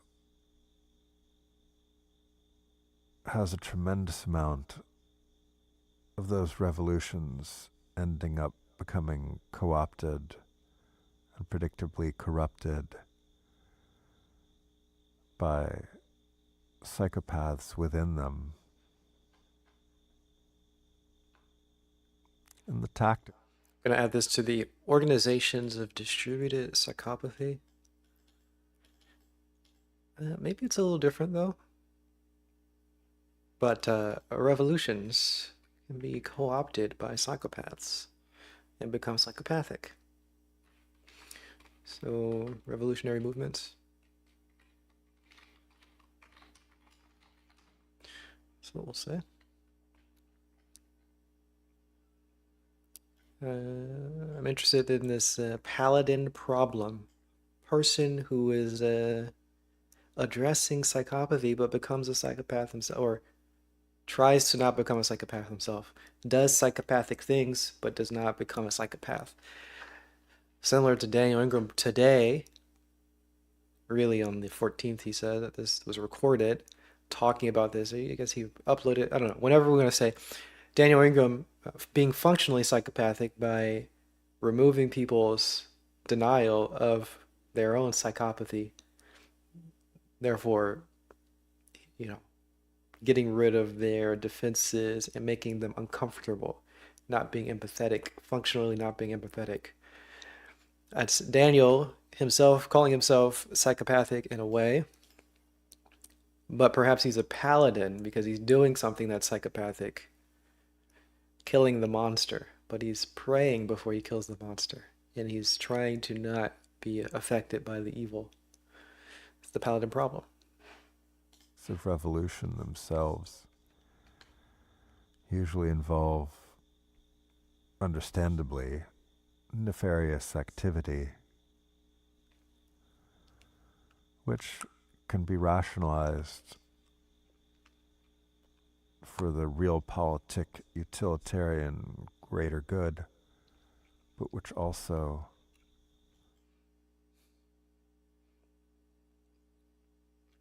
got chocolate in my mouth. But he said realpolitik. I believe this is a communist or some type of word that's related to leftism, but I don't know what it means exactly. So I'm going to look that up.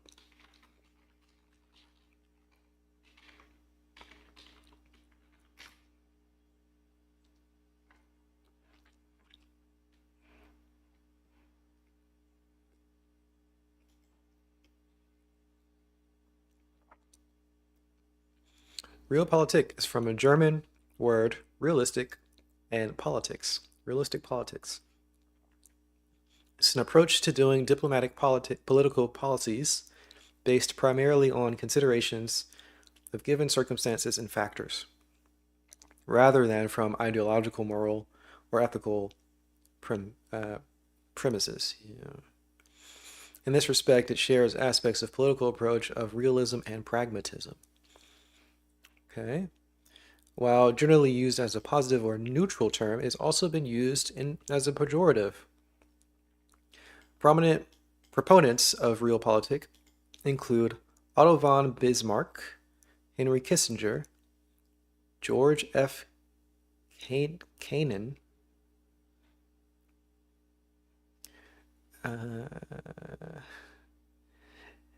Is Zbigniew Brzezinski. Brzezinski, yeah. Hans Dietrich Ginchnar. Ginchnar, yeah. Deng Xiaoping. Charles de Gaulle. And Lee Kuan Yew. The opposite of realpolitik is idealpolitik. I saw the names. I had to read the names. I read a book recently called The House of Leaves, and I like to when I read aloud. Usually, not only for stream, but usually. And there's a big part of this book where there's a long list of names. It's not really a list; it's a long sentence, but the sentence includes lots of names from various cultures. And there was something very pleasurable about reading that list.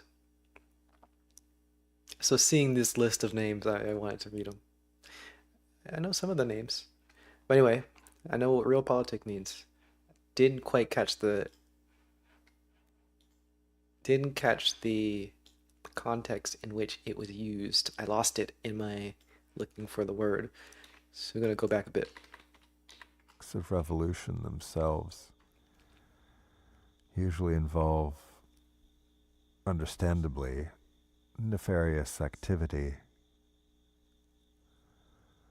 which can be rationalized for the realpolitik utilitarian greater good, but which also is psychopathic.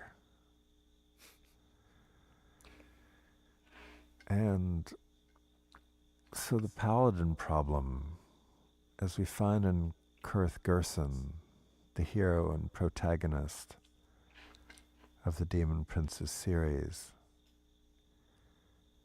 his story, again, spoiler alert, but you find it out early on enough, is that his family was wiped out or enslaved by a raid on his home village.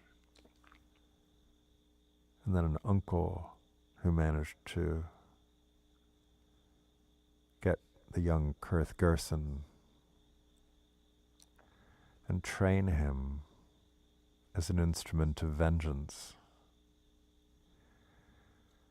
to take someone who was not intrinsically psychopathic and turn them into a master of combat, of stealth, of poisons, of deception and deceit, and to turn them into an instrument against these master criminals who cause so much destruction in the world.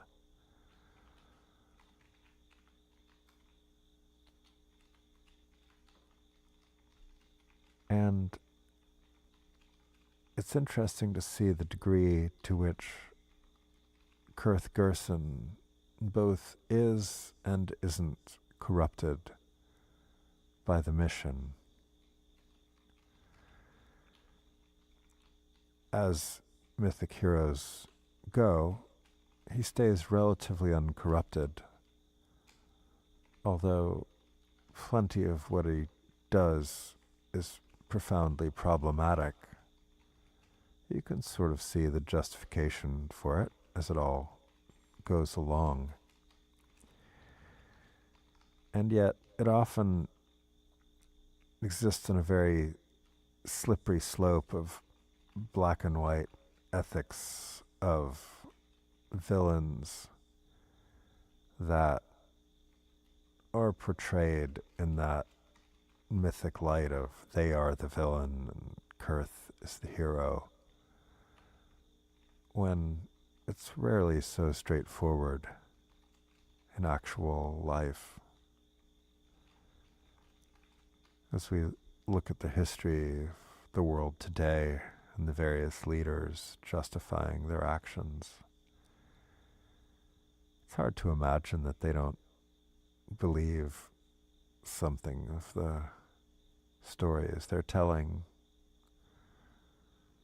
wholly, or at least partly, in the justifications for why they're doing the things they do in the world that are awful and harming so many people.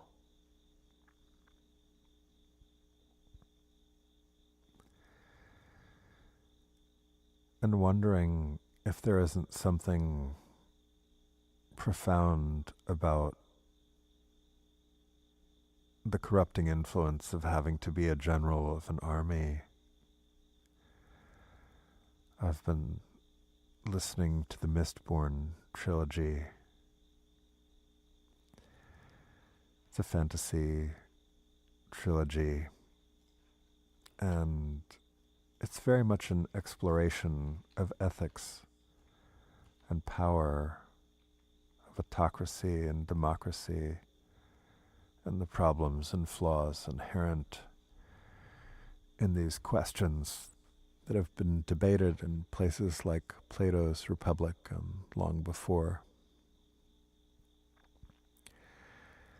And arguments made that a general in an army must be able to see soldiers as mere numbers in the calculations of gains and losses, and that that's what it takes to be a successful general.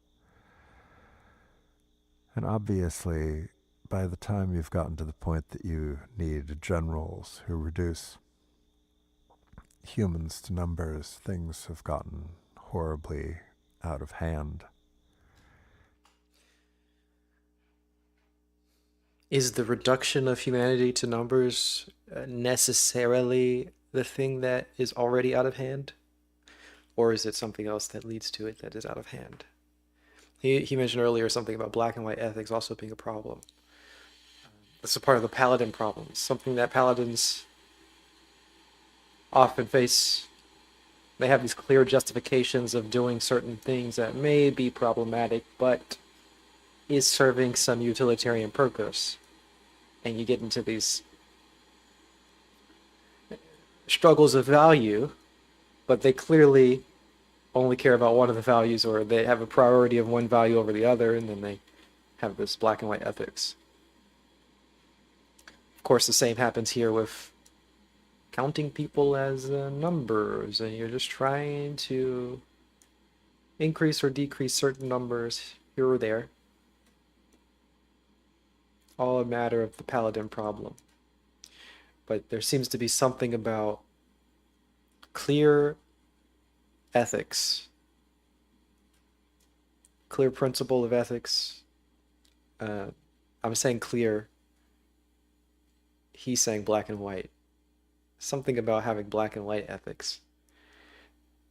Clarity might be in itself psychopathic or something adjacent to it.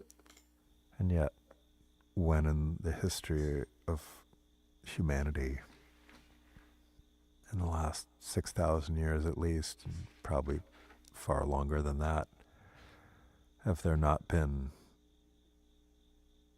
warlords and battle leaders? Thinking about the notion of the paladin, that we somehow might be the hero, or our team might be the hero that saves the day, that thwarts the evil forces, and is somehow not corrupted by that. Oof. It is a tall ask and a rarely seen thing. So, if you find yourself with paladin karma, as it were, someone trying to fight the good fight, the sacred, holy fight for the righteous way, may you find a way to do that is minimally psychopathic and maximally free from the corruptions that come in those sorts of endeavors. Good luck to us all as we wrestle with these sorts of questions. I should mention something about wealth inequality here as well. So I think the data is quite clear that profound wealth inequality leads to all kinds of societal problems, instability, unrest, etc. So while I do understand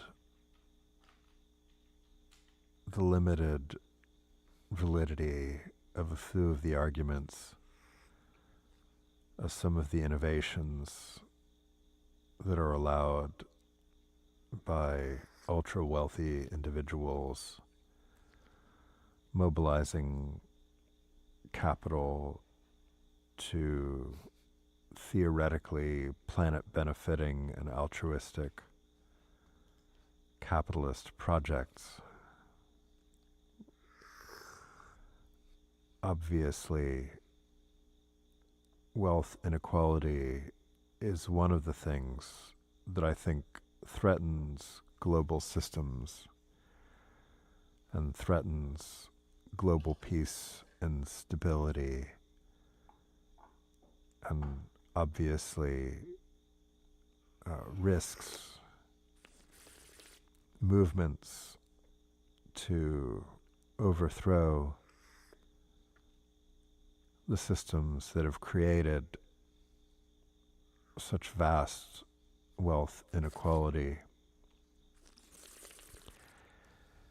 And I worry about that profoundly, particularly given a few new considerations. I think I'm going to add wealth inequality as another cause of psychopathy, which is distinct from scarcity, which is one of the causes. He didn't really give us the mechanism specifically, and he didn't actually explicitly say that it was a cause. He just said it leads to political and social unrest and other problems. But I think he's getting at wealth inequality as a cause of psychopathy. So it's only really in the last few hundred years that most countries have maintained large standing armies. And it's only since World War II that we've had existentially threatening weapons capabilities in the form of nuclear weapons and biological weapons. And the problem now is if you destabilize governments that have control of incredibly powerful weapon systems, if there is revolution, then the military either does one of two things. And the first one is the military stays unified and crushes the rebellion.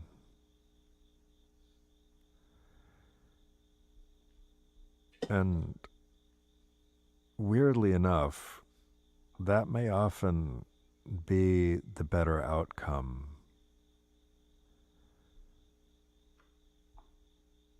Then the other scenario,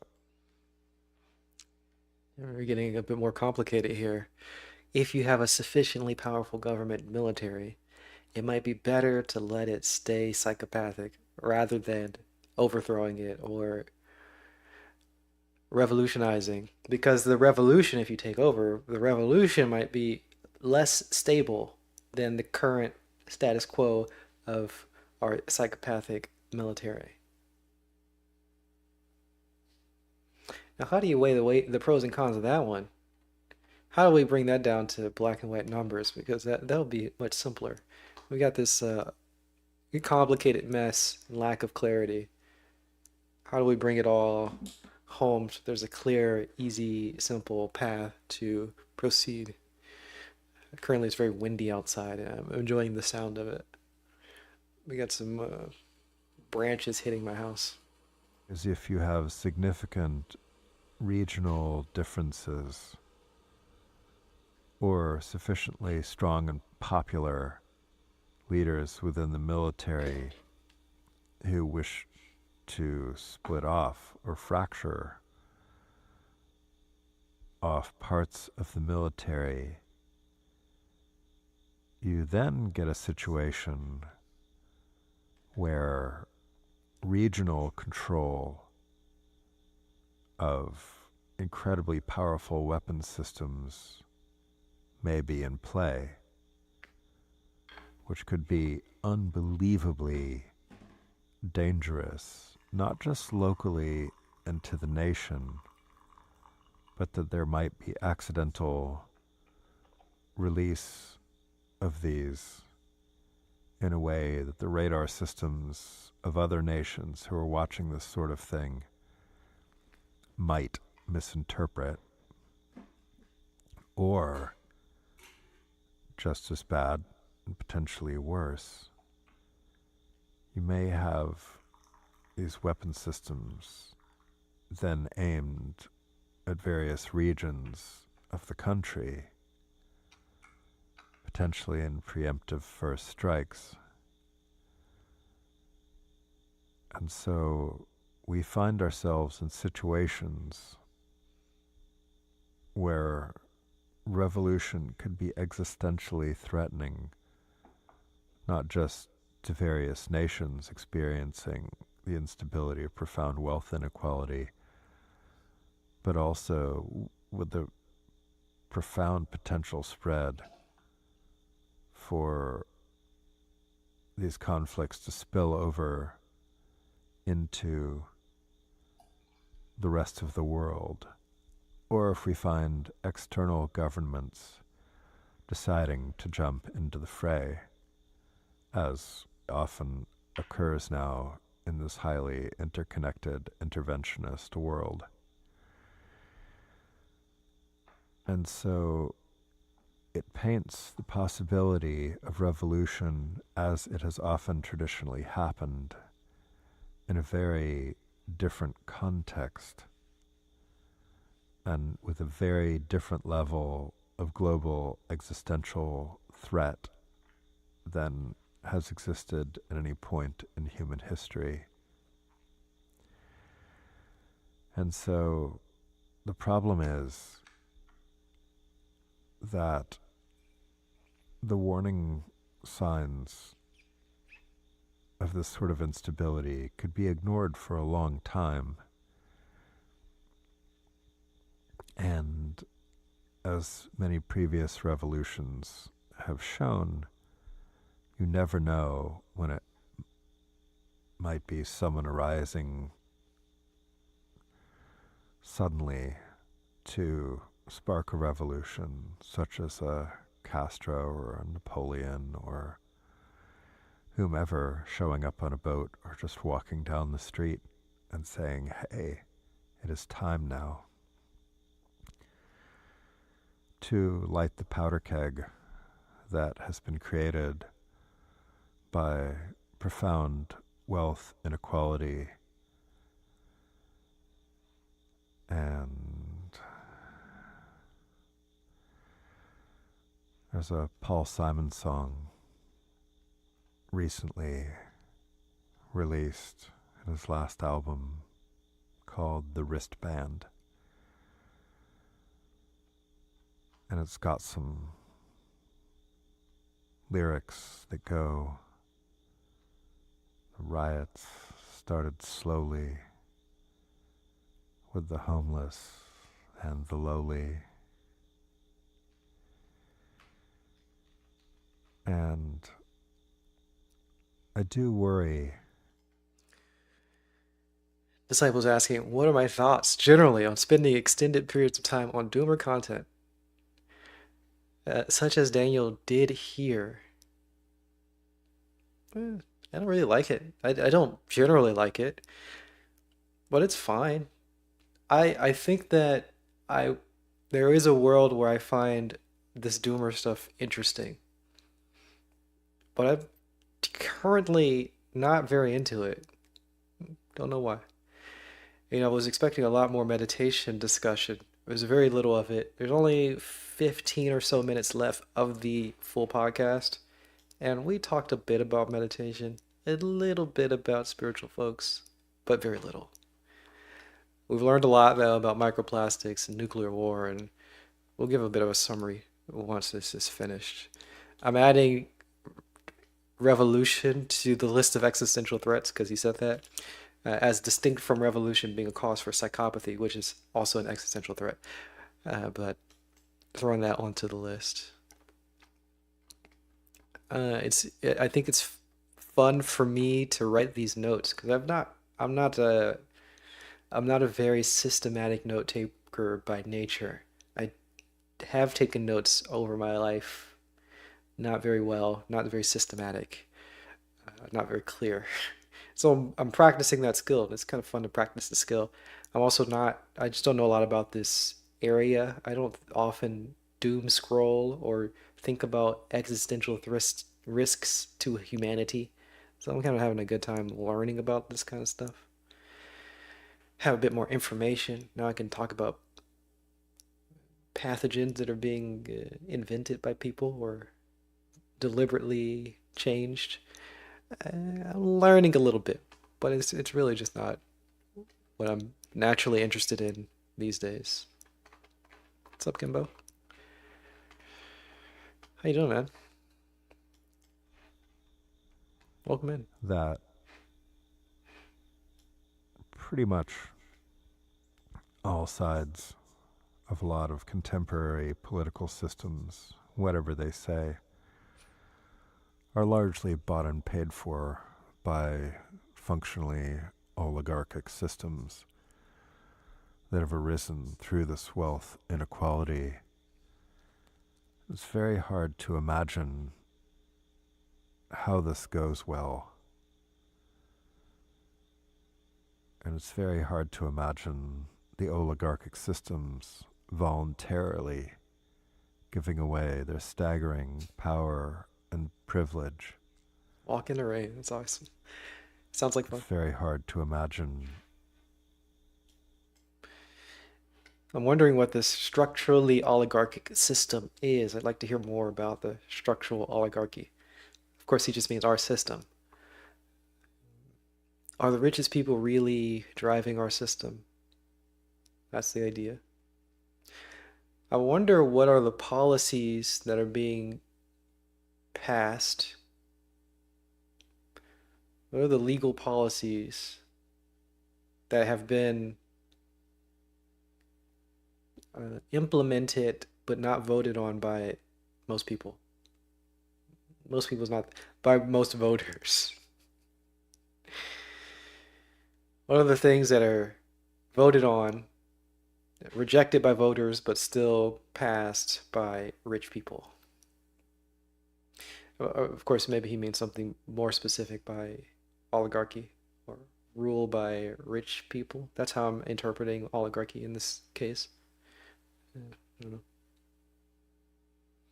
How important is it to be, wait, how important is to be Wearing nice and oh, how important is it to be wearing a nice and rough, fluffy robe, such as the one that I have, when listening to this kind of doomer content? I'm just cold because I didn't turn my heat on.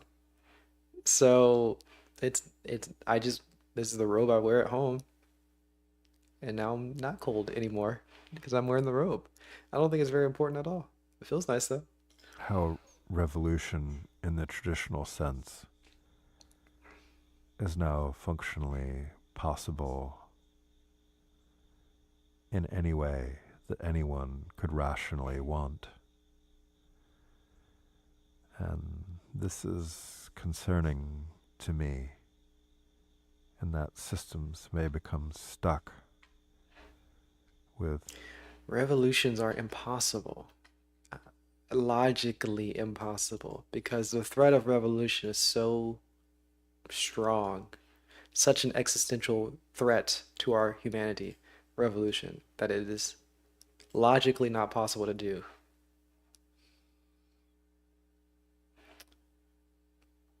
I don't know where to fit this in, but it just goes along with the whole idea that revolution is an existential risk. But the reason why it's an existential risk because our governments are so powerful and they need to be stuck as they are. The status quo needs to be maintained because anything else that shakes it up would be too powerful, too destructive. profoundly distorted economics and very imbalanced social structures that yet may be incredibly hard to reverse or reform. And I realize that what I'm saying here is nothing new. There's really no new information or synthesis or particularly original thought in these musings here. It may not be helpful in any way. I realize full well this may just be sort of self-indulgent, intellectual rambling. He's called it self-indulgent intellectual rambling. He earlier called it self-therapy. It's not useful for anybody else. Maybe, maybe. I'm wondering the real reason why I'm pausing. I'm wondering why he mentioned the unique aspect. Do thoughts need to be unique? My answer is no. Does any communication need to be unique? Again, my answer is no. I don't think we need things to be unique to be said or expressed in any way. There's a lot of things you want to express, I think. There's a lot of things I want to express that's not unique. I'm gonna wager that most of the things that I want to express are not unique. Maybe a lot of it, but not all of it. A lot of the art that I make is not unique. Some of it is. Some of it's very unique, but not all of it. And some of it is my own. There are some things that I deliberately construct and have developed personally and I want to present, but then most of it isn't. And then most of the stuff I listen to isn't even unique. I'm a big fan of classical music, and I love finding all of the people who are like the masters, the innovators of classical era specifically, and romantic era music. Fantastic, amazing stuff. But then I love listening to the folks who are copycats, all the derivative works, all of the non-unique, because they're fantastic too. I like the elaboration on particular ideas. You've got the presentation of unique ideas, the unique presentation, and then you have the further elaboration of either from the person who gave the unique presentation or further elaboration by other people who were just interested or inspired by the idea. I think that whole process is pretty awesome. All that to say, there's nothing wrong with saying things that are not unique. I'm a fan. I'm firmly in the camp of pro saying things that are not unique, pro derivative works. and I'm sticking to it. And that it might even be counterproductive, as I said earlier. So take this with a grain of salt. Keep your wits about you. And may you and this world be as well and happy as it can possibly be.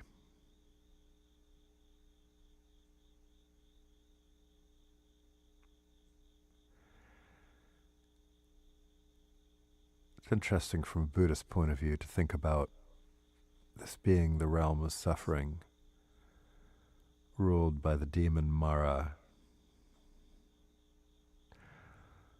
Although curiously enough, Mara is technically one of the high gods who delights in others' creations. I didn't know that. Mara delights in creation. Others' creation. Interesting how that goes, and wondering about the perspectives of those at the top with a staggering amount of resource, and how they may be viewing all of this. It's interesting to try to model as a theory of mind the mentality of people with vastly more wealth, power, access, influence, and to wonder both how illuminating that might be and also how blinding, how corrupting. Going to guess that the vast majority view themselves as paladins.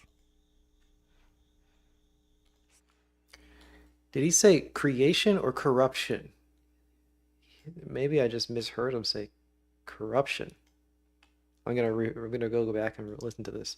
Does Mara delight in the corruption of others or the creation of others? It seems like Mara lives in Kamadatu. Kamadatu. Kamadatu. Which is the desire realm, and attempts to corrupt other inhabitants, animals, humans, and demigods, by tempting them with desire and instilling them with fear. That didn't sound so good. It sounds pretty bad, actually. It's not so cool, Mara. We're gonna go way back to hear him talk about Mara. Interesting how that goes. Seriously enough, Mara is technically one of the high gods who delights in others' creations. He does say creations. Although curiously enough, Mara is technically one of the high gods who delights in others' creations. So I wonder what is it that Daniel means there? Mara delights in the creations of other. That sounds good to me. That sounds awesome. Who wouldn't want to delight in other people's creations? I wouldn't want to not delight in the other people's creations. I would want to delight in other people's creations. That sounds awesome. But to delight in the corruption of other people, that sounds horrible. I wouldn't want that. That's awful. Going to guess that the vast majority view themselves as paladins, saviors, the good people on the side of righteousness.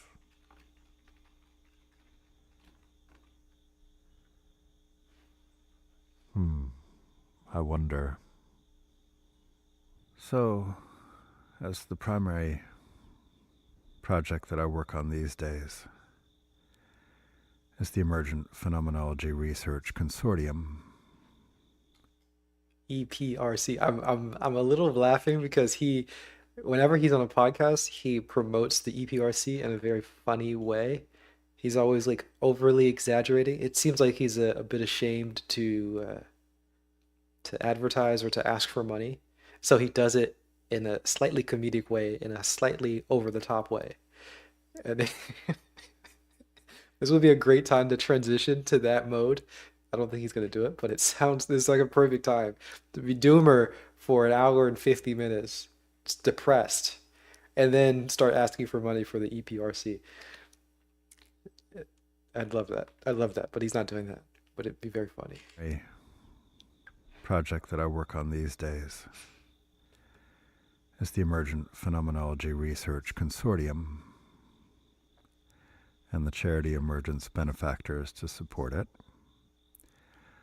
which are dedicated to upgrading the global clinical, scientific, public health, mental health mainstreams and their relationship to the deep end of human experience, broadly defined, the highs, lows, weirds, plateaus, the healings, changes, challenges, upgrades, awakenings, dark nights, strange powersy experiences, etc., that can result from psychedelics and meditation. One would assume, perhaps, that I was fully on board with the notion that these things might save us individually and or collectively. So on the one hand, it is What you true. called he called this earlier the naive transcendence. The belief that psychedelics or meditation or whatever, any sort of pleasant mental state that a person might individually get, a person might individually get, would lead to salvation for the individual and perhaps salvation for the world. What was the word again? Socriatorial? I don't remember the word. Soteriological. That's the one. Soteriological. But he doesn't believe this. So on the one hand, it is true that me and countless friends and wanderers on the path have experienced profound openings and healings and changes and releases and upgrades, even amid all of the pain and challenges and complexities. And the vast majority of me and my loose friend circle on the path have felt that it was beneficial, that it was worthwhile. And the notion that these things might save us is widespread in these sorts of groups, and understandably so. And obviously whole world religions that are profoundly concerned with what saves us from the madness of the world and the threat of old age, sickness and death, etc., damnation and other things. What saves us from this will be something in the realm of spirituality. What will save us morally, perceptually, psychologically, existentially, physically, energetically, etc. What makes a difference will be these things, these practices, these modalities. And while I don't think those perspectives are wrong, I do think they're kind of naive. And I think they're missing some critical pieces of the puzzle. As I mentioned earlier, I think one of the greatest questions that needs urgent attention and research is the psychopath question and how these technologies and modalities impact people who have a strong general presence of the cluster B personality disorder traits. Not that there aren't problems with those systems, and not that people with those traits aren't worthy of empathy and compassion and can't live excellent, productive, fine lives as citizens of the communities of the world. They can. But, as we all know, and as the news shows, and as the scandal sheets show, and police blotters and all of that show, obviously those traits can cause a tremendous amount of trouble. And curiously enough, while I do know of stories of people with a lot of those traits who have benefited a lot from spiritual practices, I also know plenty of examples where people with those traits had them exaggerated, distorted, augmented in unfortunate ways. So I was spreading some fake news a little bit earlier. I thought he always thought of them as uh, either not interacting or being uh, an intensifier of those negative traits. I've not heard him talk about people meditating or taking psychedelics and then becoming less psychopathic or narcissistic or Machiavellian or I don't know what the other cluster B personality traits are. I'm only remembering the dark triad because we just looked it up. Cluster B.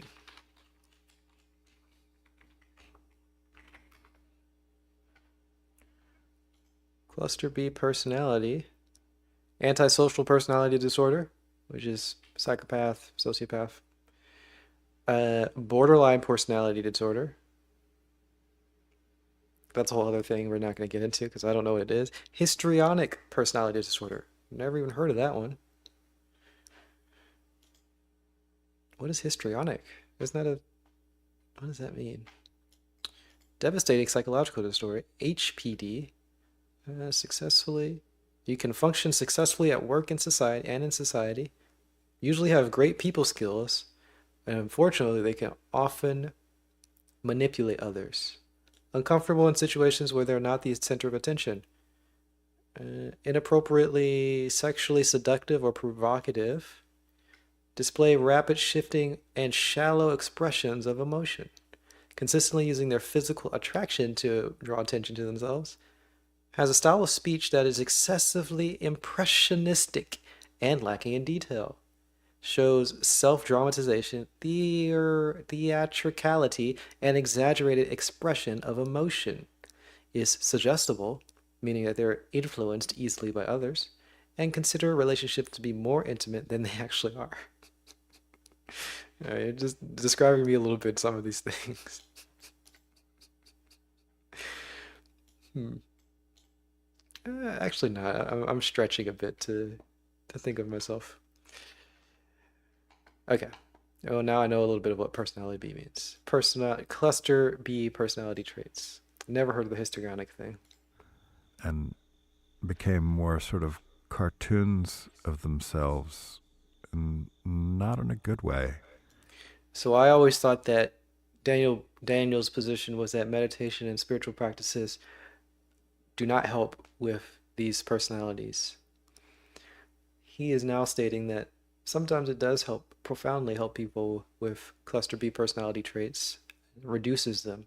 It makes it easier for these people to live in society in harmony without harming others.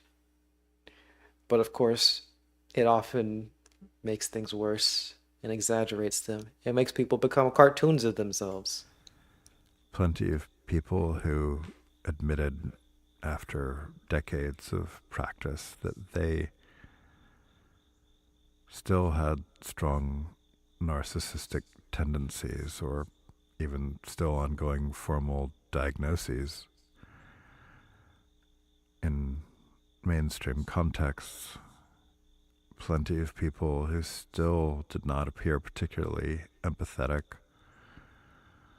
or to embrace what we variably might consider reasonable standards of morality or ethical behavior in relationship to the usual things: sex, money, drugs, power, as the scandal sheets continue to routinely show.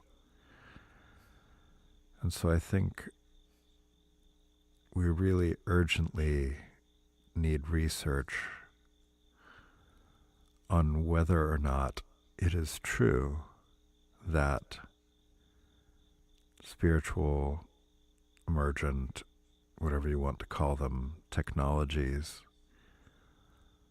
offer the promised solutions to what Western psychology is generally relatively well convinced are kind of permanent structural quirks, foibles, adaptations of personality. Foibles That is a great while word. they can gain insights and some functional things around, maybe are just structural things that need to be worked with as best they can. And so I am moderately dubious that any of the ancient technologies offer a perfect or even that good a solution to some of these structural things that Western psychology would label as personality disorders. And am pretty concerned that a lot of people, say, in the venture capital world, for example, really think that if everybody just did enough ayahuasca retreats and MDMA, that everybody would be fine and everything's going to work out, for example. Or if everybody just did enough meditation retreats or whatever it is that What's up with the people, with the trend of people taking ayahuasca and then quitting OpenAI? What's up with that trend of people going on some spiritual quests and then leaving their tech jobs?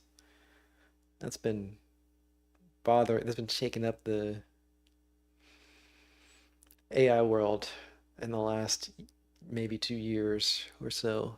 A lot of high profile cases of this. the planet will be okay and that the primary goal should be to scale these things.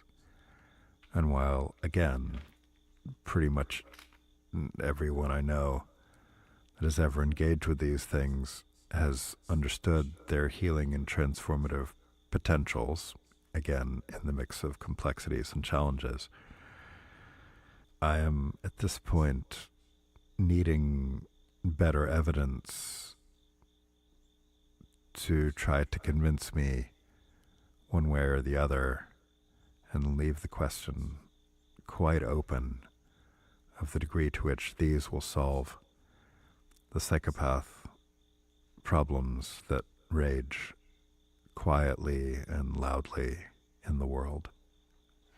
I also, I wonder if have do you have any personal experience of having had some sort of spiritual process or meditation progress or anything of that nature? Anything that's related to that type of change, taking some psychedelics and then feeling differently. Has that led to any lessening of psychopathic type let's say behaviors, psychopathic type behaviors, unempathetic behaviors? Have you become more empathetic by doing that type of thing? I think personally, I have become, hmm, I don't think I've become more or less empathetic, but there was a time where I was very, very, very disturbed personally by any slight, any display of disrespect towards any person or anything, and it could be very, very slight. It just strongly bothered me. Which I don't know if that's I don't know how closely related that is to psychopathy or not. You know, if it's a display of a lack of psychopathy or if being personally hurt by disrespect is anti-psychopathic. I'm not sure, but I remember I have a very strong memory of a very clear time where, as a kid, I used to like to poke people and mess with them and screw with people. As I mentioned before about understanding conspiracy theories and learning about politics and all different sides, just so I could poke people and play with them. That was a lot of fun. It's still a lot of fun. Not to say that it's not fun. It's still a lot of fun. But then there was a time where I was very bothered by it. So I couldn't do it. I didn't want to do it, but I couldn't do it. And if I ever saw anybody else doing that type of thing, I would be so horrified, and it was very grating on my entire being. Even making like playful jokes towards each other to people, friendly people, making friendly, playful jokes to each other. You know, the type of joke that says, "Hey, I know you have this insecurity, but I accept you for your insecurity. And it doesn't matter to me. It's fun. We're all having a good time here. We can laugh together and we still accept each other." Those types of jokes which were very, very bothersome to me. And they continue to be pretty bothersome, not as bothersome, but pretty bothersome. I do think it is a direct function of meditating too much. So I don't know. That's just my own random thoughts and a personal experience. I'm not exactly sure if that directly aligns with this potential change in psychopathic behavior or not. Being a little loose with the word psychopathic there, of course. It just mean unempathetic, maybe. I'm not sure. But I wonder if anybody else has any personal experience of a change in psychopathy, or psychopathic traits, or psychopathic behaviors based on meditating too Very much. much worry. As do plenty of people I've talked with about the EPRC project, that given that it might realistically take 30, 40 years, generational change, to do all the things it wishes to do to functionally upgrade the clinical, mental health, public health, etc., global healthcare systems to have a high grade, functional, sophisticated, doctoral level understanding of the wide range of the opportunities and challenges of the practices and results at the deep end of human experience. Many people I've spoken with on the fundraising trail, on the conversations about strategy and about how to get the project done have mentioned, hey, you don't have 30 to 40 years. And the reasons for thinking that we probably don't have 30 to 40 years in terms of existential threat and risk, one way or another, all come back to questions of psychopathy, either collective, individual, national, etc., global, something emerging from collective human action. So he's kind of throwing this in here at the end. He's throwing this in here. But I'm wondering, is long-term vision a form of psychopathy based on what our definitions that we already have? As he just described, there's many types. We've got a utilitarian regular psychopath. We start there. Regular psychopath. We've got utilitarian psychopaths. We got apathetic psychopaths. Functional psychopaths will come in the form of denialism, and situational psychopaths. Um, I believe those all of them. And there are other types of functional psychopathy. But here, the idea of thinking long term and trying to have a long term solution when we don't have long term, would that be a form of denial and therefore functional psychopathy? So for him to have long term vision is to ignore whatever short term solutions that we need, quicker term solutions that we need, which is a form of denialism and a form of psychopathy, a specific form of psychopathy. I wonder, he also called himself a psychopath for talking about these subjects before. He's a kind of think of himself as a psychopath for several reasons, and of course, saying that that is a existential threat, existential risk. I wanted to say risk and threat at the same time. Existential risk to humanity. And so, even if one didn't want to deal with the complex question of psychopathy and spirituality, of emergence, and how these all relate, it's functionally very important, if we're going to do decades-long projects, that we have decades that are sufficiently stable in order to allow that to occur.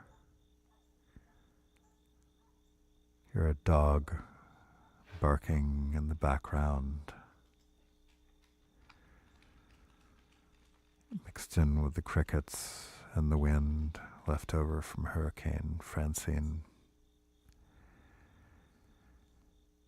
And again, I'm reminded of how far away in those moments questions of the problems of the world can seem, and then boom, right back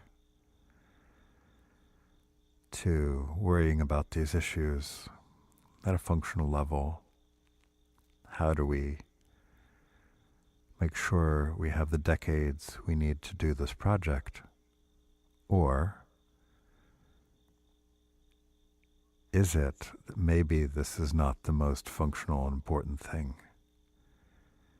If we do not know for certain that these practices or technologies of spiritual, mystical, magical, psychedelic, energetic awakenings and shifts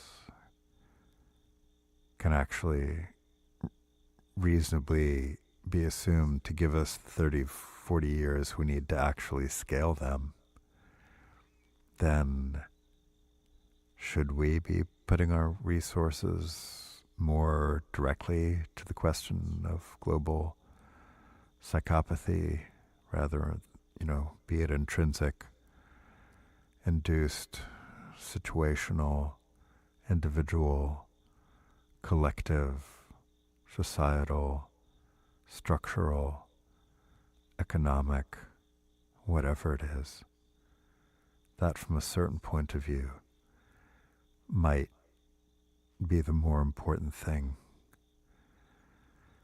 And so it's not like I have firm conclusions, and I don't mean to disparage the incredible power of transformation of the world's spiritual, religious, contemplative, indigenous, hybrid, etc. systems for upgrading consciousness, because they're amazing and profound. But again, if we're going to put a lot of eggs in the consciousness 2.0 basket, I would like to do that based on some really high quality data that backs that up, that it actually could solve the problems of existential risk that make a non-trivial portion of the philanthropists and other people that I speak with about this go, yeah, about that 30 to 40 years thing. You sure? So these are profound questions, regardless of which way you think it is, that I think desperately need better data and more intelligent eyes on and more resources dedicated to sorting out these critical questions. Preface to the second edition. I started writing the small pamphlets and That was the end of the podcast. That was how it ended. Did you hear? It just ended. Well, at the end of the podcast, we're wondering again, as we did multiple times in the podcast, is Daniel a psychopath for the way that he is acting, functionally a psychopath, causing more problems, which are existential risks to society. Something I didn't catch, but now I'm paying attention to and noticing. The name of the entire podcast is The Institute. The whole premise of the podcast, this episode, was about the Institute in Jack Vance's book series called The Demon Princesses. Demon Princess. And the Institute is a bunch of people who are psychopaths. Utilitarian psychopaths, but they're a bunch of psychopaths. So the reason why this is sticking out to me is because the name of the entire series is The Institute. He's been teasing this for about a year, maybe a little longer. And presumably the entire podcast is going to be about psychopaths. It's kind of interesting that this was it seems like a very off the cuff. There's no intro or outro. It just seems like he's depressed, scrolling Twitter and wanting to say something. So he just recorded himself and it just kind of fit into this subject and the topic. But he's been thinking about the Institute for a while. And I wonder if future episodes are going to be more about psychopaths. Anyhow, that was fun to listen to. I mean, I kind of enjoyed it. It's nice to learn about Daniel. I just like the guy because I listened to a bunch of his podcasts and he's been very helpful for my own personal meditation development. So I like him. He's a fun guy. He's very energetic and manic, and his podcasts are just fun to listen to because of how he is. This one is definitely not in the same vein. It's not like that type of fun. It's not fun because of how zany he is personally. This is just, it's just cool to learn about the person who is the zany guy who I like to listen to occasionally. So I enjoy myself and I liked writing notes. And I guess I learned a bit about some of the existential threats, how people interact with them. Definitely not at all how I don't interact with this stuff. I don't think about existential threats. Um, yeah, not my thing. Anyhow, I may in the future listen to more podcasts or watch videos of a similar vein. They'll be definitely much more meditation related. So probably not in the similar vein, but similar-ish vein. I don't know. I just planned on listening to this one, so I've stuck to the plan, and I enjoyed it. Um, Maybe in the future I'll be doing more.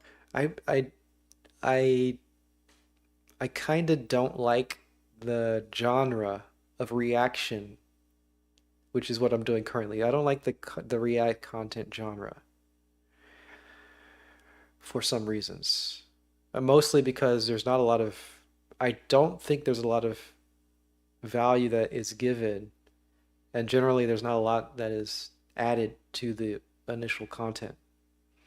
There's very little. There's a little. I mean, I did add a little bit of things, but there's very little that you got from watching this stream for nearly 4 hours rather than just listening to Daniel directly for 2 hours. It's probably just better to listen to him. Why listen to me? I'm not adding anything here. That's really the main reason why I don't like React content. But there, I think, is a way to add something to the reaction. Perhaps, perhaps I'll figure out how to do that and actually do that in the future. Anyhow, I enjoy streaming, so you'll see more of that. And I kind of like some of this content sometimes, so you might see more of that. And it's Thanksgiving today. So happy Thanksgiving to all of the Americans out there. It's a turkey. Gobble gobble. All right, y'all. I'm gonna go and eat some breakfast. It's more like brunch time now. I'm gonna get some brunch and go hang out with my family. Excited to get some food. My brother and sister-in-law cooking Thanksgiving dinner. So I'm excited to try that. It's the first time having my brother cook Thanksgiving. I don't know if it's going to be mostly him or mostly her, or if it's going to be a really team effort between the two. Anyway, I'm excited for that. So I'll see y'all later. Y'all have fun. Enjoy